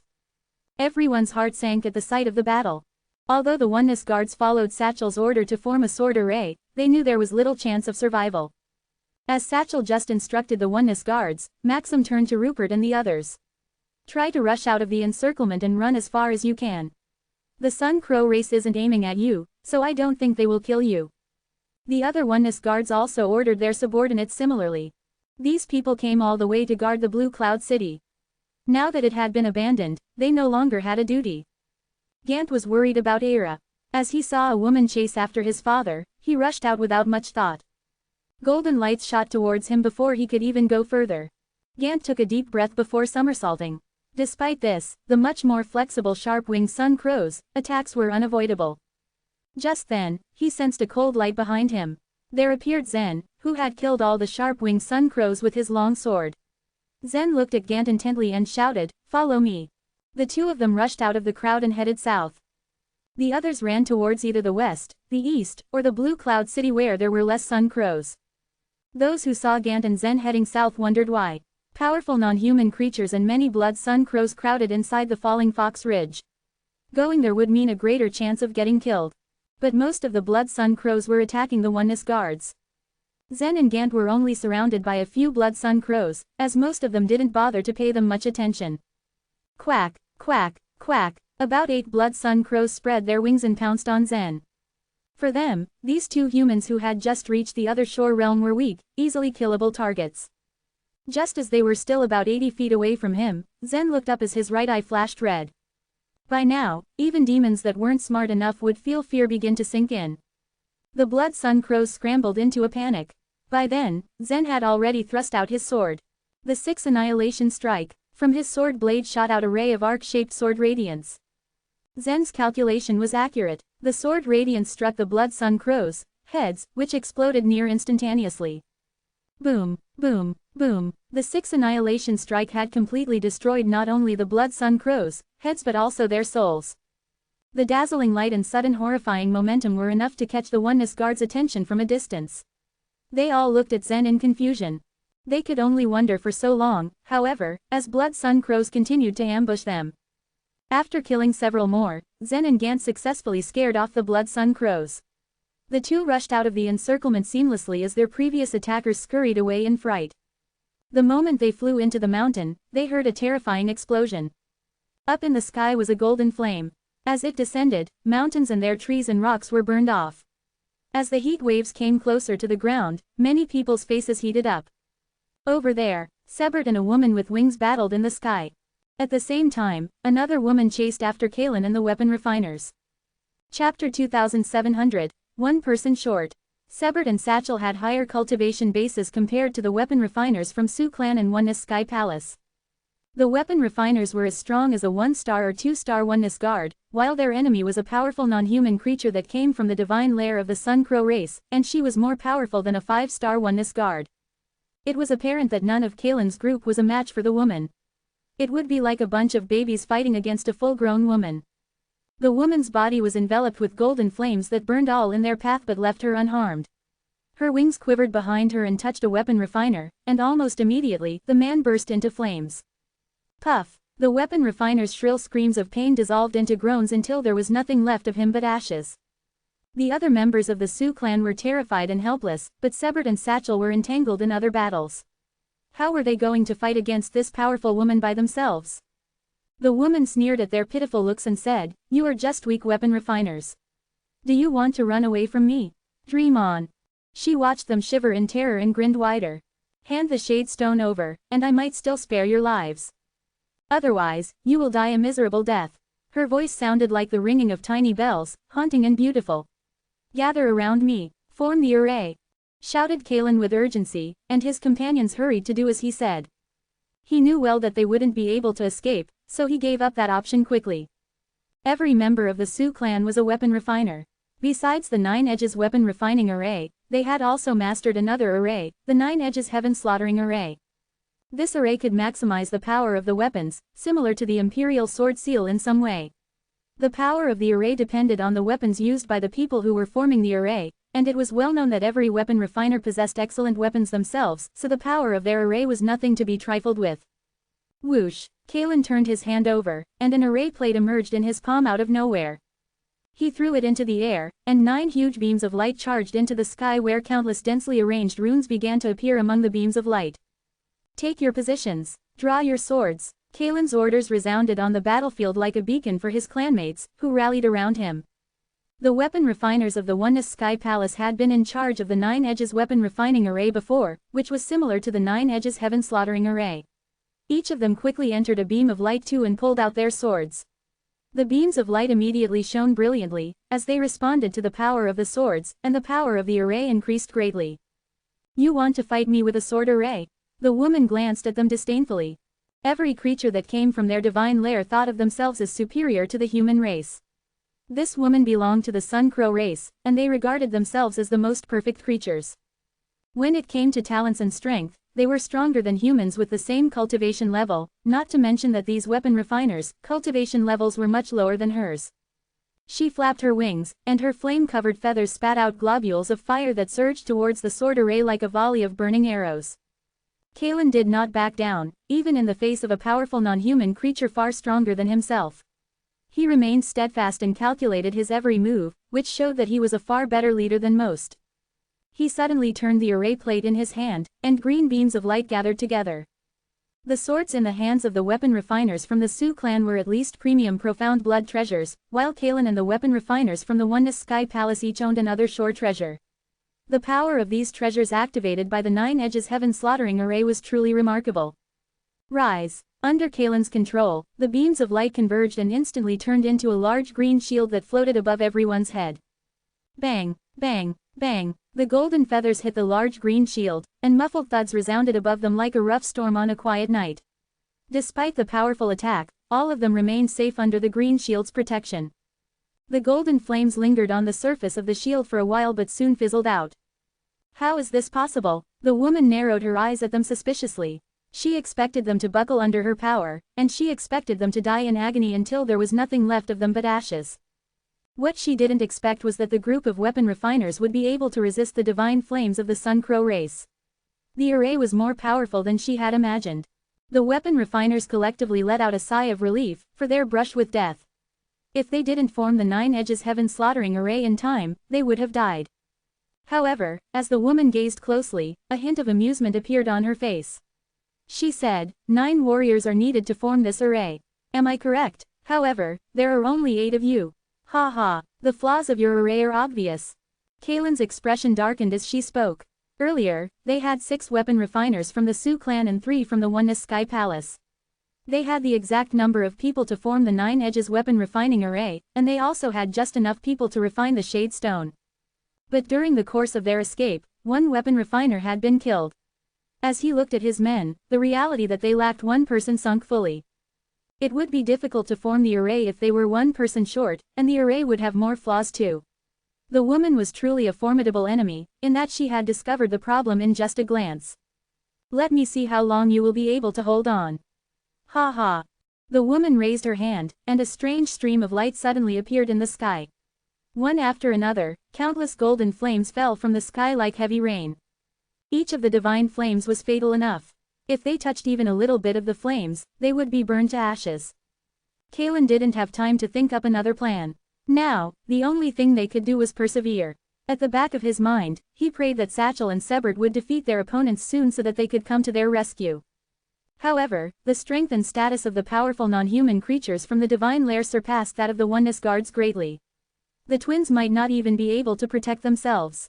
Buzz. The large green shield spread wider, and if the people below looked up, all they would see was the green-tinged sky. Just as they did earlier, the golden divine flames struck the shield and kept burning, but they gradually went out after a while. They left the people beneath shivering, as they watched the flames that would have been their death stop right over their heads. Soon, the array plate in Kalen's hand emitted a faint red light. With one person short to form the array consumed divine crystals several times more than normal. Kalen gritted his teeth in frustration and put over 1,000 divine crystals into the array plate. Hey, where is Raphael? He is always missing when you need him. I haven't seen him since the beginning. The members of the Sioux clan knew that they couldn't hold on for long, so they had started looking for Raphael. His reputation in the Sioux clan was ruined, but he could still help now if he could just fill the gap for them. Unfortunately, they had lost track of him after they went out of Blue Cloud City. Kalen chose not to answer his men. Instead, he focused on the shield and abruptly flipped the array plate when they had defended for a while. As the green shield turned, numerous green swords emerged and shot towards the woman.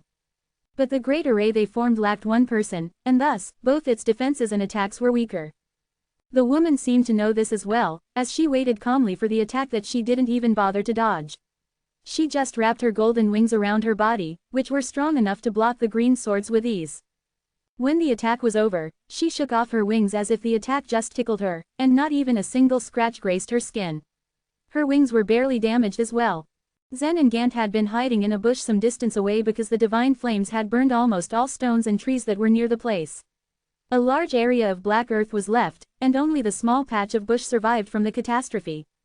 The 9 edges heaven slaughtering array should be formed by 9 people, but they are one person short. Its power is greatly weakened.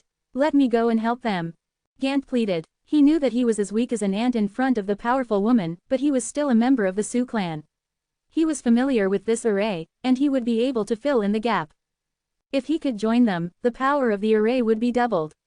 He knew Era was still unconscious somewhere under the array, and his father and his uncles were also there. He and his father Kalen might be at odds at the moment, but they were still family. It was impossible for Gant not to worry about him, especially now, when his help could make the difference between life and death.